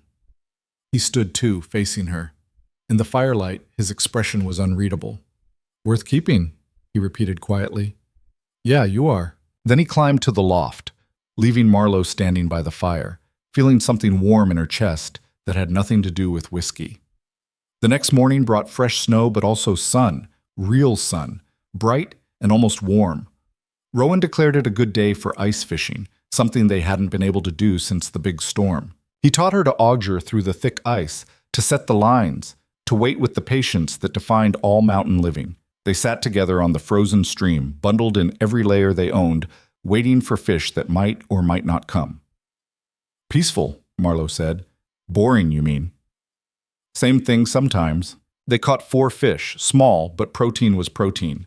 Marlowe cleaned them while Rowan started a fire on the ice, and they cooked 2 right there, eating them hot and fresh with their fingers. "Best meal I've had in weeks," Marlowe said. "It's just fish. It's fresh fish. That's worth something." Rowan looked at her, and she saw something like pride in his expression. "You've changed since you got here. You notice things now, appreciate things, value what you have instead of wanting what you don't." "The mountain beat it into me." "The mountain tried. You learned. There's a difference." They packed up the remaining fish and headed back to the cabin as the sun started to set. The walk was long, cold, exhausting. But Marlowe found she didn't mind. This was her life now. Hard, yes, but hers. That night, she cooked the fish with the last of the onions and some herbs, making a soup that tasted like victory. They ate until the pot was empty, and for the first time in weeks, Marlowe went to bed without hunger gnawing at her. She fell asleep thinking about spring, about what it would look like when the snow finally melted, when green things grew again, when the world softened. She'd survived deep winter. The worst was behind her. She had no idea how wrong she was. The peace lasted exactly 4 days. Marlowe was in the cellar taking inventory when she heard horses. Multiple horses, which meant multiple riders, which meant trouble. She climbed the ladder quickly, emerging to find Rowan already at the window, rifle in hand. "How many?" she asked. 4, maybe 5. His voice was tight. "Stay inside." "Like last time?" "This isn't like last time. These aren't desperate trappers. Look at them." Marlowe peered through the crack. The men riding up were better equipped than Jack and his companion had been. Better horses, better gear, and they moved with the confidence of people who knew exactly what they were doing. The one in front had a scar running from his eye to his jaw, and he sat his horse like he owned the mountain. "Outlaws," Rowan said quietly. "Real ones. What do they want?" "What they always want. Supplies, weapons, women." He checked his rifle, made sure it was loaded. "And they don't ask nicely." The lead rider stopped about 30 yards from the cabin, close enough to talk, far enough to avoid an easy shot. "Rowan Hale," he called out. His voice carried across the snow, smooth and practiced. "Been a while." Rowan opened the door but stayed in the frame, rifle visible. "Cade, thought you'd moved on to easier territory." "Did. Got boring." The man called Cade smiled, and it wasn't friendly. "Heard you got yourself a wife. That true?" "What's it to you?" "Just making conversation. We've been riding for 3 days. Cold out here. Could use some hospitality." "Turn around, ride another 3 days, find it somewhere else." Cade's smile widened. "Now that's not very neighborly. And here I was going to offer you a trade. We've got coffee, sugar, flour, real supplies, not that thin gruel you're probably surviving on. All we want is a warm place to sleep and a hot meal." "No deal." "You sure about that? Winter's only half done. Long time to go on empty stores. Cade leaned forward in his saddle. Besides, we're not asking. We're being polite, for now. Marlowe saw Rowan's jaw tighten. She knew what he was thinking. 5 against 1, and they had position. If it came to shooting, they'd have him pinned down in minutes. The cabin was defensible, but not against that many. One night, Rowan said finally, you sleep in the shed. My wife cooks you one meal. Then you leave at first light. And the supplies? You leave half. That's the price of entry. Cade considered this, then nodded. Fair enough. But she cooks in the cabin. I want to see what kind of woman survives up here. No. Then no deal, and we take what we want anyway. Cade's hand drifted toward his gun. Your choice, Hale? Rowan was silent for a long moment. Marlowe could see him calculating odds, consequences, ways out that didn't end in blood. Finally, he stepped aside. They come in one at a time. Any wrong moves, I shoot first and ask questions never. Cade dismounted and the others followed. They filed into the cabin slowly, hands visible, making a show of being civilized, but Marlowe saw how their eyes catalogued everything, where the guns were, where the supplies were, where she was. Well now, Cade said, looking at Marlowe. You're not what I expected. What did you expect? She asked, keeping her voice steady. Someone prettier. No offense. No, none taken. I didn't expect you to be alive this long with manners like that, but here we are. One of the other men laughed before cutting it off at Cade's look. The outlaw leader studied Marlowe more carefully now, reassessing. Got a mouth on you, he said. I like that. Makes things interesting. She's my wife, Rowan said flatly. Remember that. I remember everything, Hale, including that time you put a bullet in my brother's leg for stealing one of your traps. He survived, with a limp. The tension in the room was thick enough to cut. Marlowe forced herself to move, to do something before this turned into a bloodbath. You want food? I need to cook, she said. Either everyone sits down and stops posturing, or you all get out and handle this like children somewhere else. Cade blinked, surprised. Then he laughed, genuine this time. I really do like her. Fine. We'll behave, for now. He gestured to his men. Sit, be polite. The lady's cooking. They arranged themselves around the table and on the floor. There weren't enough chairs, but no one complained. Rowan stood in the corner with his rifle, not quite pointing it at anyone, but not exactly not pointing it either. Marlowe went to the kitchen and tried to think. 5 men, all hungry, expecting a meal that would impress them enough to keep their word about leaving. She had deer meat from last week, some of the fish they'd caught, potatoes, onions, and not much else. She started with what she knew best, making something from nothing. The deer meat went into the largest pot with water and salt. While it started to simmer, she prepared the fish, scaling and gutting them with quick, efficient movements. She'd learned to work fast in tenement kitchens where you cooked for crowds, and that skill came back now. Smells good already, one of the men said. He was younger than the others, maybe 19, with a face that hadn't quite hardened yet. It's not ready yet, Marlowe said without looking up. I'm just saying. Tommy, shut up, Cade said mildly. Let the woman work. Marlowe finished the fish and set them aside, then started on the potatoes. She'd been rationing them, but this wasn't the time for rationing. This was the time to make these men full enough that they'd sleep hard and leave peacefully in the morning. She worked steadily, building the stew layer by layer. Onions sweated down and rendered fat. Potatoes added body. The fish would go in last, just long enough to cook through. And the bread, she'd have to make bread because men like this expected it, and she needed them satisfied. While the stew simmered, she mixed flour with water and fat, working the dough quickly. No time for it to rise properly, so she'd make flatbread fried in a pan until it blistered and charred. Not fancy, but filling. You know what you're doing, Cade observed. He'd been watching her the whole time, and she didn't like the calculation in his eyes. I've cooked before. In the city? Does it matter? I'm making conversation. Then make it with someone else. I'm busy. Another laugh from one of the men, quickly stifled. Cade's expression darkened slightly, but he said nothing. Score 1 for Marlowe. The meal came together over the next hour. Stew thick with fish and potato, rich with fat and herbs. Flatbread hot from the pan, steam rising. She even made coffee with some of their own precious reserves, because coffee might buy goodwill. She served it without ceremony, ladling stew into bowls, handing out bread, pouring coffee. The men ate like they'd been starving, which they probably had been.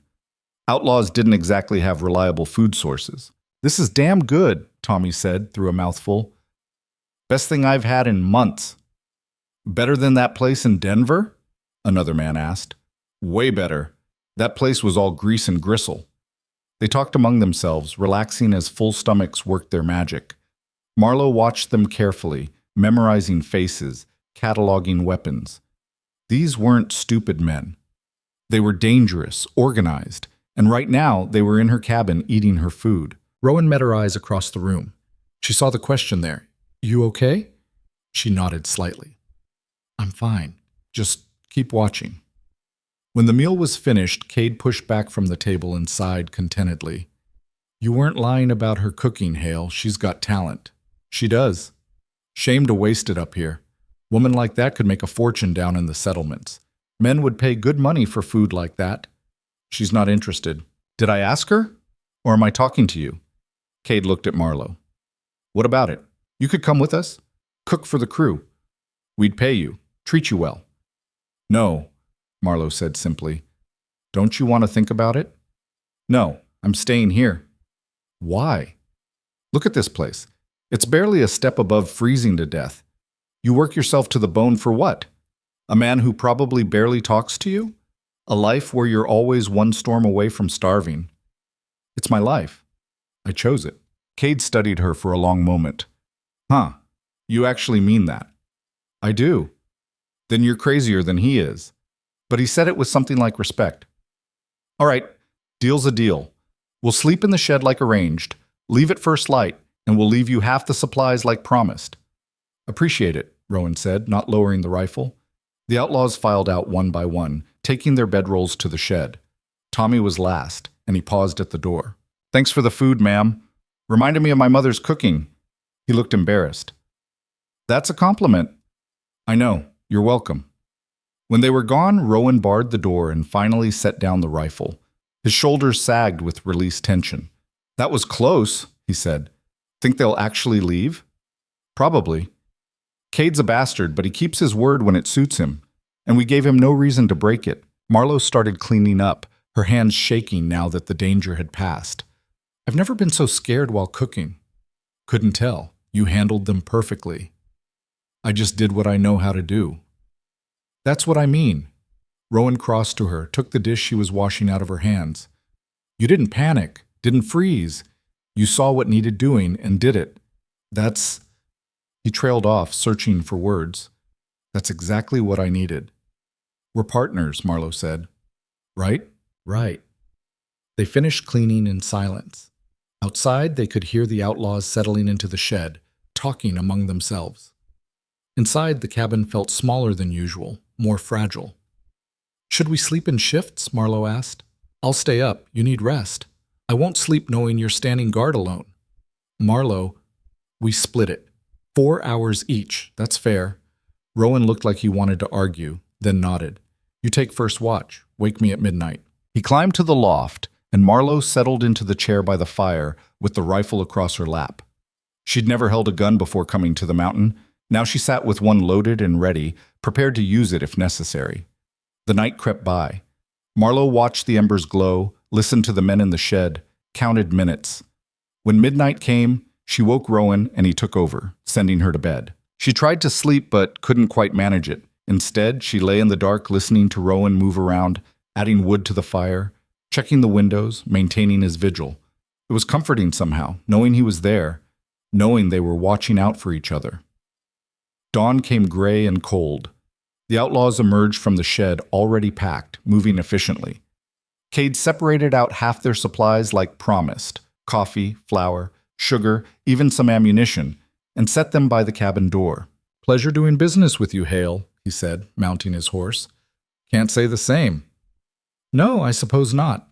Cade looked at Marlowe, who'd come to stand beside Rowan. "You change your mind about that cooking job, word'll find me." "I won't change my mind." "Figured, but the offer stands." He tipped his hat. "Ma'am, Hale."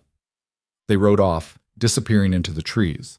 Rowan and Marlowe stood in the doorway, watching until they were completely gone. "You really think they're leaving?" she asked. "For now. Whether they come back is another question." They brought the supplies inside and took stock. It was more than they'd had, which was a relief, but the encounter had cost them something else: peace of mind. Now they knew people were moving through the territory. Now they knew the cabin wasn't as isolated as it felt. "We need to be more careful," Rowan said.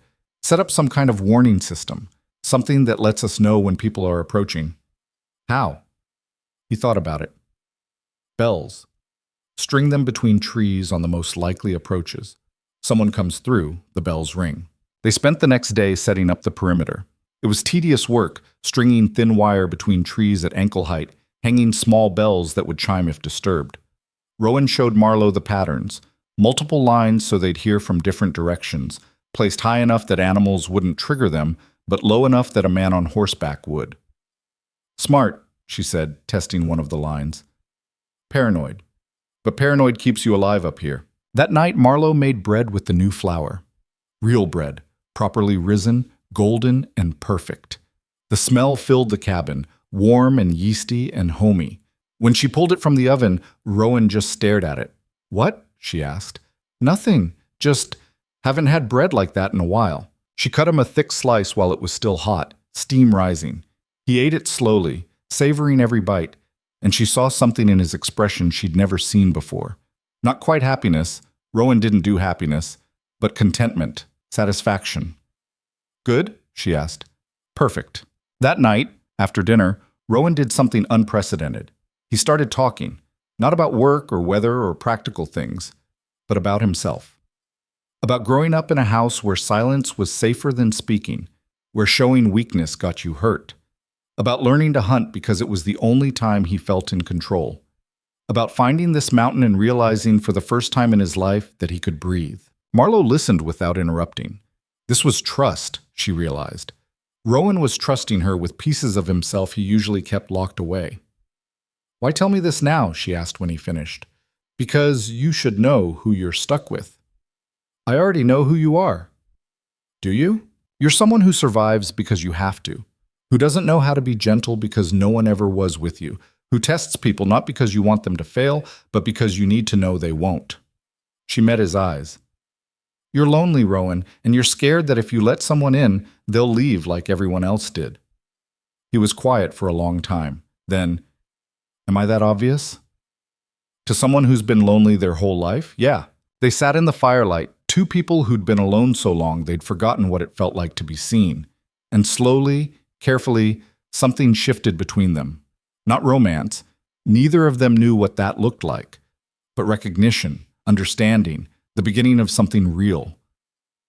"I'm glad you stayed," Rowan said quietly. "I'm glad you let me." The days that followed were different, not easier. The mountain didn't do easy, but softer somehow. Rowan explained things more instead of just issuing orders. Marlowe asked questions instead of pretending she understood. They moved around each other with increasing ease, anticipating needs, sharing work, existing in the kind of partnership that only came from necessity and time. Marlowe found herself humming while she cooked. Rowan caught himself smiling at nothing. Small changes, barely noticeable, but there. 3 weeks after the outlaws left, the bells rang. Marlowe was kneading bread when she heard them, distant, discordant, coming from the eastern approach. She froze, hands covered in flour, heart suddenly hammering. "Rowan!" she called. He was at the window in seconds, rifle ready. They waited, silent, listening to the bells settle and then ring again. Someone was coming, and they were moving deliberately, triggering multiple lines. "Could be trappers," Rowan said, "or traders, or Cade coming back, or that." The figure that emerged from the trees was alone, on foot, moving slowly. Not a threat, Marlowe thought. Someone struggling. As they got closer, she could make out details. A woman, heavily pregnant, stumbling through snow. "Oh, God," Marlowe said. She was out the door before Rowan could stop her, running through the snow to reach the woman who'd collapsed about 50 yards from the cabin. Up close, she was young, maybe 20, with dark hair and skin pale from cold and exhaustion. "Please," the woman gasped. "Please, help me." "We've got you," Marlowe said. Rowan! He was already there, lifting the woman with practiced ease. They got her inside and Marlowe started doing triage, checking for frostbite, warming her slowly, getting fluids into her. "What's your name?" Marlowe asked. "Anna." The woman's teeth were chattering. "My husband, he was taking me to the settlement for the birth, but the horse broke its leg and he went for help and told me to wait. But that was 2 days ago, and I couldn't wait anymore because the baby's coming soon and—" She stopped, gasping with pain. Marlowe looked at Rowan, saw her own fear reflected back. "How soon?" Rowan asked. "I don't know, hours maybe. I've been having pains all morning." Marlowe's mind raced. She'd never delivered a baby, never even seen it done, but the nearest help was days away, and this woman was here now, in their cabin, about to give birth. "Can you do this?" Rowan asked her quietly. "I don't know. That's not an answer. It's the only one I have." She took a breath. "But I'm going to try." Anna's labor progressed fast. Too fast, maybe. Or maybe that was normal. Marlowe had no frame of reference. She sent Rowan to boil water, to get clean cloths, to do anything that kept him busy while she tried to remember every story she'd ever heard about childbirth. The pain came in waves. Anna screamed, sobbed, begged for it to stop. Marlowe held her hand, whispered encouragement she didn't believe, and prayed to forces she wasn't sure existed that this would work out. "I can see the head," she said finally, her voice shaking. "Anna, you need to push. Can you push?" "I can't." "You can. You have to. Push now." Anna pushed, her face red with effort. Nothing happened. Again. Harder. Another push. The baby's head emerged, tiny and impossibly fragile. "One more," Marlowe said, her hands ready. "One more and you're done." Anna pushed with everything she had left, and suddenly the baby was there, slipping into Marlowe's hands, small and slick, and not breathing. Not breathing. Marlowe's mind went blank with panic. The baby was blue, limp, silent. She did the only thing she could think of, turned it upside down and tapped its back, once, twice. The baby coughed, sputtered, and then, blessedly, cried. The sound filled the cabin, shrill and angry and alive. Marlowe almost cried with relief. She wrapped the baby in clean cloth, checked that everything seemed intact, and handed the bundle to Anna. "It's a girl," she said, her voice thick with emotion. "You have a daughter." Anna took the baby with shaking hands, tears streaming down her face. Thank you so much." Rowan appeared with warm water and cloths, and Marlowe cleaned up as best she could. Her hands were still trembling. She'd just delivered a baby. Somehow, impossibly, she'd delivered a baby, and both mother and child were alive. She stepped outside for air, needing the cold to clear her head. Rowan followed. "You did good," he said. "I had no idea what I was doing. But you did it anyway, that's what counts." Marlowe leaned against the cabin wall, suddenly exhausted. What if something had gone wrong? What if the baby hadn't breathed? But she did, because you made it happen. They stood in the cold, listening to the baby cry inside, both processing what had just happened. This was life on the mountain, brutal, unpredictable, demanding impossible things, but also capable of moments like this. Moments of pure survival turned into triumph. Anna and the baby stayed for 3 days, recovering. Marlowe cooked, cleaned, helped with the infant, and discovered she was surprisingly good with babies. The tiny girl seemed to calm when Marlowe held her, which pleased Anna and baffled Marlowe herself. "You're a natural," Anna said. "I wouldn't go that far." "No, really. You should have children of your own." Marlowe glanced at Rowan, who was very carefully not looking at either of them. "Maybe someday." On the 4th day, Anna's husband arrived, frantic and apologetic. He'd gotten lost trying to find help, wandered for days before finding someone who knew the territory. When he saw his wife and daughter alive and well, he wept openly. They left with profound thanks and a promise to spread word that Rowan Hale's cabin was a place of sanctuary, not just isolation. Marlowe watched them go, the baby bundled against her mother's chest, and felt something strange in her own chest. "You all right?" Rowan asked. "Yeah, just thinking." About how much things have changed. 2 months ago I was just trying to survive. Now I'm delivering babies and setting up perimeter alarms and living. You are living, finally. She looked at him, this hard man who'd somehow become essential to her existence. Are you happy I stayed? Yes. No hesitation, no qualification, just yes. That night, Marlowe made the best meal she'd cooked since arriving, not because she was trying to impress, but because she wanted to. Because cooking for someone who appreciated it felt good. Because this cabin had stopped being a prison and started being home. She made venison roast, perfectly seasoned and cooked until it fell apart. Root vegetables glazed with the last of the honey. Bread golden and steaming. And for dessert, she'd saved back some of the sugar to make something sweet. Not much, just enough to remember that life could be more than survival. Rowan ate slowly, savoring every bite. When he was done, he looked at her across the table. This is what it could be like, he said quietly, all the time, if you stay. I am staying. I mean permanently. Not just until spring, not just until something better comes along, here, with me. Marlowe felt her breath catch. This was as close to a proposal as Rowan would ever get. No flowery words, no romance, just brutal honesty about what he wanted and what he could offer. Is that what you want? She asked. Yes. Why? Because you fit here. Because you make this place better. Because He stopped, struggling with words that didn't come naturally. Because I want you to stay. Marlowe stood, walked around the table, and took his hand. Then I'll stay. Permanently. Here. With you. Something in Rowan's expression cracked open, just for a moment, revealing vulnerability he usually kept hidden. Then he pulled her close, holding her in the first embrace they'd shared, and Marlowe understood that this was his version of love. Quiet, fierce, unbreakable. Outside, winter raged on. Inside, two people who'd been alone their entire lives had finally found each other, and that was worth more than warmth or comfort or any of the things they'd left behind. The morning after their understanding, Marlowe woke to find Rowan already gone. Not unusual. He often started work before dawn. What was unusual was the piece of paper on the table, weighed down by a stone. She picked it up, recognizing his blocky handwriting. Gone to check the far trap line, back by afternoon. Don't burn down my cabin. She smiled despite herself. His cabin. Still his, even after everything. Some things would never change, and she was learning that was okay. Rowan showed love through action, not words. Through teaching her to survive. Through trusting her with his space. Through coming back every time he left. She started breakfast, working through the familiar motions. The stove's moods were as known to her now as her own heartbeat.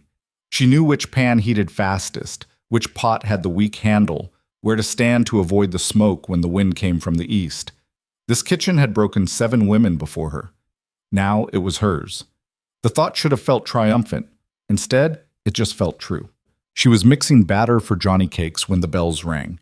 Eastern approach again, multiple lines. Marlowe's stomach dropped. She grabbed the rifle, muscle memory now, and positioned herself by the window. The figure that emerged wasn't threatening. It was familiar. Jack, the trapper from months ago, the one whose companion she'd hit with the skillet. He was alone, on foot, and moving carefully with his hands visible. Marlowe opened the door but kept the rifle ready. You're either brave or stupid, coming back here. Bit of both, probably. Jack stopped a respectful distance away. I'm not here for trouble. Just wanted to bring something. He reached slowly into his pack and pulled out a bundle wrapped in oilcloth. Set it on the ground, stepped back. What is it? Marlowe asked. Coffee. Real stuff, not that burnt chicory crap. And some salt. And... He hesitated. An apology. What we did, breaking in like that, threatening you, that was wrong. I knew it then, but Cade's brother was desperate, and I went along because that's what you do when you're trying to survive out here. But it's been eating at me. Marlowe studied him. He looked older than she remembered, worn down by winter. His eyes were sincere. Your friend's hand, she said. How is it? He lost 2 fingers to infection, but he's alive, and he learned a valuable lesson about breaking into people's homes. Jack managed a weak smile. He wanted me to tell you he's sorry too, and that he's impressed. Said most people freeze when confronted. You fought back. What else was I supposed to do? Most would have hidden, hoped we'd leave. You didn't. Marlowe lowered the rifle slightly. The supplies. Why bring them? Because word spread about this place, about you and Hale, how you helped that woman give birth, how you fed Cade's crew and sent them away peaceful. People are talking, saying maybe this mountain doesn't have to be every man for himself. Maybe there's another way. And you believe that? Jack shrugged. I'm willing to try. Figure the first step is making amends for my mistakes. Marlowe considered this. Every instinct said to send him away, to not trust, to protect what was hers. But she thought about Anna and her baby, about how one act of kindness could ripple outward in ways you couldn't predict. Wait there, she said. She went inside, packed some of their surplus. Not much, but enough to matter. Dried venison, some root vegetables, a small bag of flour. When she brought it out, Jack's eyes widened. You don't have to, I know. But you traveled all this way to apologize. That deserves something. She handed him the bundle. Next time you're passing through and need help, come to the door like a civilized person. We'll talk. Yes, ma'am. Jack took the supplies, then paused. Can I ask you something? Why'd you stay? Up here, I mean. It's a hard life. Harder than most people can handle. Marlowe thought about it. Because down there, I was invisible. Up here, every single thing I do matters. The bread rises, or it doesn't. The fire stays lit, or we freeze. There's no pretending, no performing, just reality. And reality, it turns out, is something I'm good at. Jack nodded slowly. That makes sense, more than you'd think. He shouldered his pack. Thank you for the food and for not shooting me. Thank you for not making me shoot you. She watched him disappear back into the trees, then brought his supplies inside. Real coffee. They'd been rationing their own down to nothing. This would last them weeks. When Rowan returned that afternoon, she told him about Jack's visit. Think he meant it? Rowan asked. The apology? I think so. And I think he was right about word spreading. That worry you? Should it? Rowan thought about it. More people knowing about us means more people who might need help, which means more demands on our supplies, our time, our space. Could get complicated. Could also mean we're not as isolated, that if something happens to one of us, there are people who'd help. Maybe. He didn't sound convinced, but he didn't argue either. What'd you give him? Some of our surplus. Not much. Surplus. Rowan almost smiled. Never thought I'd have surplus again. You're better at managing stores than I was. Different skills. You keep us alive. I keep us fed. Same goal, different methods. That night, they used some of Jack's coffee for a rare treat. Marlowe had learned to make it strong enough to strip paint the way Rowan liked it. They sat by the fire, cups warming their hands, existing in comfortable silence. Spring's coming, Rowan said eventually. Few more weeks, the worst will break. What happens in spring? Snow melts, hunting gets easier. We can plant a garden, expand the chicken coop, maybe repair some of the damage winter did. He glanced at her. If you're still planning to stay. I told you I was. I know, but saying it in deep winter when you're stuck anyway is different from choosing it when you could leave. Marlowe set down her cup. Rowan, look at me. He did. I'm not leaving. Not in spring, not in summer, not ever. This is my home now. You're my... She paused, searching for the right word. You're mine, however that looks. I'm staying. Something in his expression gentled. Good. Because I'd have to learn to cook if you left, and we both know how that would end. Badly burned venison and rocks for bread? Exactly.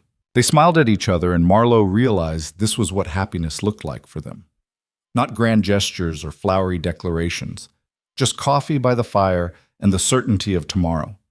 The last weeks of winter tested them in new ways. A late-season storm knocked down part of the shed's roof. The remaining chicken got sick and had to be nursed back to health. The cellar flooded during a thaw, and they spent 2 days salvaging what they could and moving supplies. But they worked through each crisis together, finding solutions, adapting, surviving. And slowly, Marlowe noticed something changing. Rowan was talking more. Not a lot. He'd never be chatty, but he'd share observations, tell stories from his past, ask her opinion on things. You think we should get goats? He asked one evening. Goats? For milk, cheese, having a reliable source of protein that doesn't require hunting. Do you know how to care for goats? No, do you? Not even a little. Then we'd figure it out together. Together. He said it so casually, like it was the most natural thing in the world.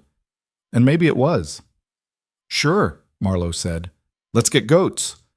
I'll talk to the trader next time he comes through. Spring, usually. The trader arrived on the first truly warm day, when the snow had melted enough to reveal mud and dead grass. His name was Samuel, and he'd been running supplies to mountain folk for 20 years. He took one look at Marlowe and grinned. So you're the one who finally stuck, he said. Heard about you. From who? Everyone. Anna won't stop talking about how you saved her baby. Jack said you've got the fastest right hook he's ever seen. Even Cade mentioned you, said you could cook better than any restaurant in Denver. Marlowe felt herself flush.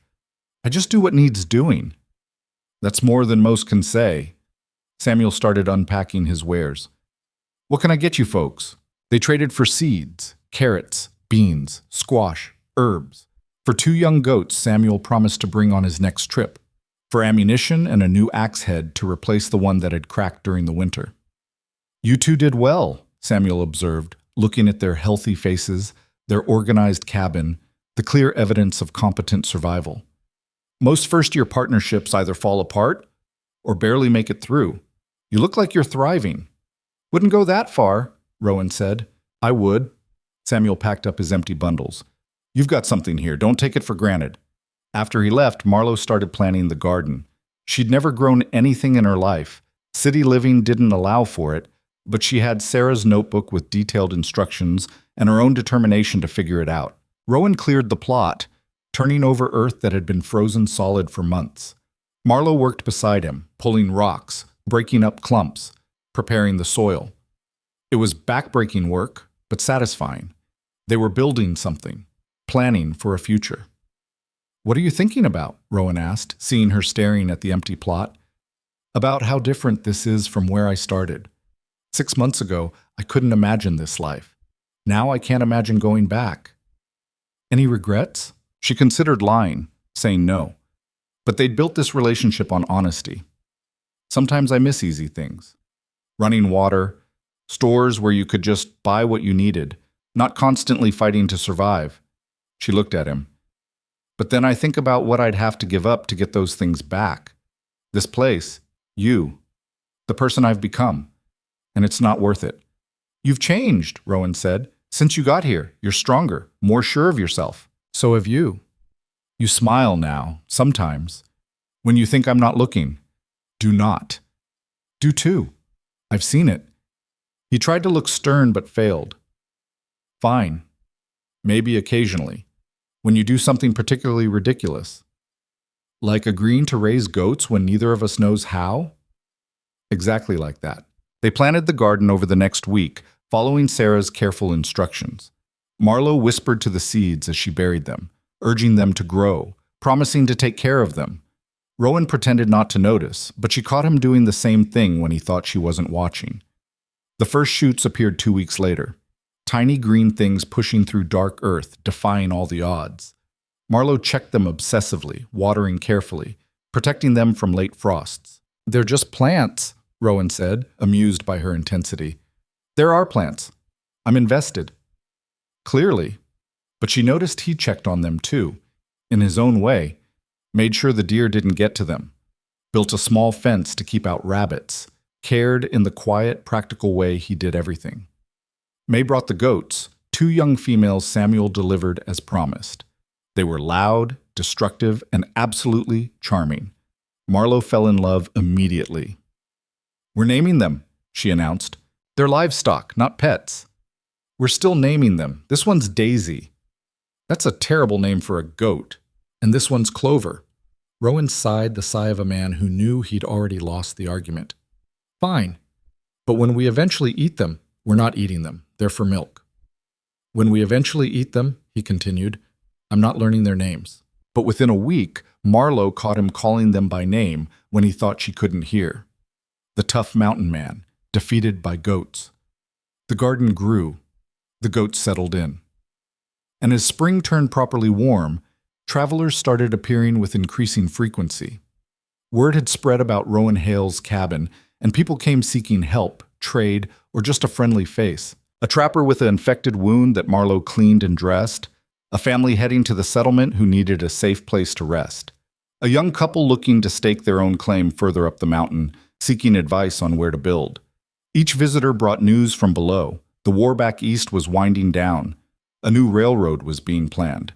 Towns were growing, bringing civilization to places that had been wild just years before. "World's changing," one traveler said. "Won't be long before there's settlements all through these mountains." After he left, Marlowe found Rowan standing outside, staring at the landscape. "That bother you?" she asked. "The idea of more people moving in?" "Yes and no.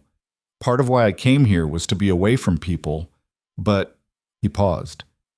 "Maybe it won't be so bad, if they're the right kind of people." "What's the right kind?" "Ones who understand the mountain, who respect it, who know that surviving up here means working together, not against each other. Like us." "Like us." Summer brought abundance they hadn't experienced all winter. The garden produced more than they could eat. The goats gave milk that Marlowe learned to turn into cheese. Rowan's hunting brought in enough meat to smoke and store for the next winter. They worked hard, harder than Marlowe had ever worked in her life. But they weren't just surviving anymore. They were living. One evening in late June, after a day spent harvesting the first of the vegetables, Marlowe made a feast. Fresh greens from the garden, roasted rabbit with herbs, bread made from their own grain stores, not rationed but generous, and for dessert, she'd found wild strawberries growing near the creek and made something sweet. Rowan ate slowly, savoring every bite. When he finished, he just sat there, looking at the empty plate. "What?" Marlowe asked. "Nothing, just, this is exactly what I wanted. When I sent for a wife. This. Someone who could make a house feel like a home. Took you long enough to admit it. Took me a while to recognize it." He met her eyes. "But I do now. This is home. Because you're in it." Marlowe felt tears prick her eyes, which was ridiculous. She didn't cry. She'd survived winter on this mountain, delivered a baby, faced down outlaws. She didn't cry over a simple statement, except it wasn't simple. It was everything. "Come here," she said. Rowan stood, crossed to her, and she pulled him into an embrace. They stood in the kitchen, holding each other, two people who'd been broken by the world and somehow put each other back together. "I love you," Marlowe said. The words felt strange in her mouth. She'd never said them before, not to anyone. "I know we don't do romance, and I know you're not good with feelings, but I need to say it. I love you." Rowan was quiet for a long moment. Then, "I love you too. Don't really know what that means or how to show it properly. But you're the first person I've ever wanted to come home to. The first person who made me want to be better instead of just harder. So yeah, I love you." They stayed like that, wrapped in each other, until the fire burned low and the night grew cold. Then they rebuilt the fire together and sat watching the flames, hands clasped, planning for tomorrow and the day after and all the days beyond. August brought another visitor. A young woman, thin and nervous, carrying a small pack. "I heard about you," she said to Marlowe. "About how you survived up here when everyone said you wouldn't. About how you made a place for yourself." "What's your name?" Marlowe asked. "Beth. I was sent to marry a man 2 mountains over. Lasted 3 days before I ran. I'm not brave like you. I couldn't do it." Marlowe looked at this girl. She couldn't have been more than 18, and saw herself 8 months ago, scared, desperate, ready to run because staying felt impossible. "What do you want?" Marlowe asked gently. "I don't know. I just knew I couldn't stay there. And I heard there was a woman up here who'd understand." Marlowe glanced at Rowan, who nodded slightly. "Your call," that nod said. "You can stay here tonight," Marlowe said. "Get warm, eat something. Tomorrow we'll figure out what comes next." Beth's eyes filled with tears. "Thank you. Thank you so much." That night, while Beth slept in Marlowe's old room, Marlowe and Rowan talked quietly by the fire. "We can't save everyone," Rowan said. "I know. This could become a pattern. Women running from bad situations, showing up here expecting us to fix things. I know that too. But you want to help anyway. Wouldn't you? If you'd been that desperate once?" Rowan sighed. "What are you thinking?" "I'm thinking maybe that's what this place becomes. Not just a home for us, but a stopping point for people who need help. We've got space now. We've got surplus. We know how to survive up here. You want to turn our cabin into a refuge? Not a refuge, a way station. A place where people can catch their breath, learn what they need to know, then make their own choices about what comes next. That's a lot of work. Everything worth doing is. Rowan studied her in the firelight. You're serious about this? I am. I think about all the women who came before me, who couldn't handle it and left. What if they'd had help? What if someone had taught them what they needed to know, supported them instead of just testing them? Sarah had help. She still left. Because this wasn't what she wanted. But maybe some of the others would have stayed if they'd had a chance to really learn, to become who they needed to be instead of who they thought they should be. Rowan was quiet for a long time. You're going to change everything, aren't you? Is that bad? No, it's terrifying, but not bad. Beth stayed for 2 weeks. In that time, Marlowe taught her basic mountain skills: how to start a fire in wind, how to identify edible plants, how to preserve food. But more importantly, she taught her that leaving didn't mean failure. You tried something that wasn't right for you, Marlowe said. That's not weakness, that's wisdom. The question is, what do you want now? Beth thought about it. I want to go to the settlement, find work, build a life that's mine. Then that's what you should do. When Samuel came through on his next trip, he agreed to take Beth down the mountain. She left with supplies, new skills, and something she hadn't had before: confidence. Thank you, she said to Marlowe, for showing me it's possible to survive the impossible. You showed yourself that. I just gave you the space to figure it out. After Beth left, word spread even further. The cabin on the mountain where a woman would teach you to survive, where you could learn what you needed to know, then make your own choice about your future. More women came. Not all of them, but enough. Some stayed in the area, building their own homesteads. Some went to settlements. One even went back to the man she'd run from, but this time on her own terms, with skills that made her an equal partner instead of just a burden. The cabin expanded. Rowan built an additional room, then another. The garden grew to twice its original size. They got more chickens, another goat, started planning for a cow come spring. And through it all, Marlowe cooked. She cooked for travelers and runaways and trappers and traders. She cooked for Rowan, for herself, for anyone who needed feeding. The kitchen that had broken 7 women before her became her kingdom, the place where she transformed survival into sustenance, hunger into hope. 1 year after her arrival, Marlowe stood in the doorway looking at the snow beginning to fall. Another winter coming. But this time she wasn't afraid. Rowan came up behind her, wrapped his arms around her waist. Ready? He asked. For what? Another winter, another year. Whatever comes next. Marlowe leaned back against him, feeling his warmth, his strength, his absolute certainty that they could handle anything together. Yeah, she said. I'm ready. The snow fell harder, coating the world in white. Inside, the fire burned warm. The kitchen was stocked. The cellar was full. They had everything they needed, and more importantly, they had each other. Marlowe had come to this mountain expecting to endure. Instead, she'd learned to thrive. She'd found strength she didn't know she had, skills she never imagined needing, and a partner who saw her not as she pretended to be, but as she actually was. The mountain hadn't broken her. It had remade her. And in remaking herself, she'd remade this place. The brutal Highland cabin was still brutal. That would never change. The winters were still deadly, the work still exhausting, the isolation still real.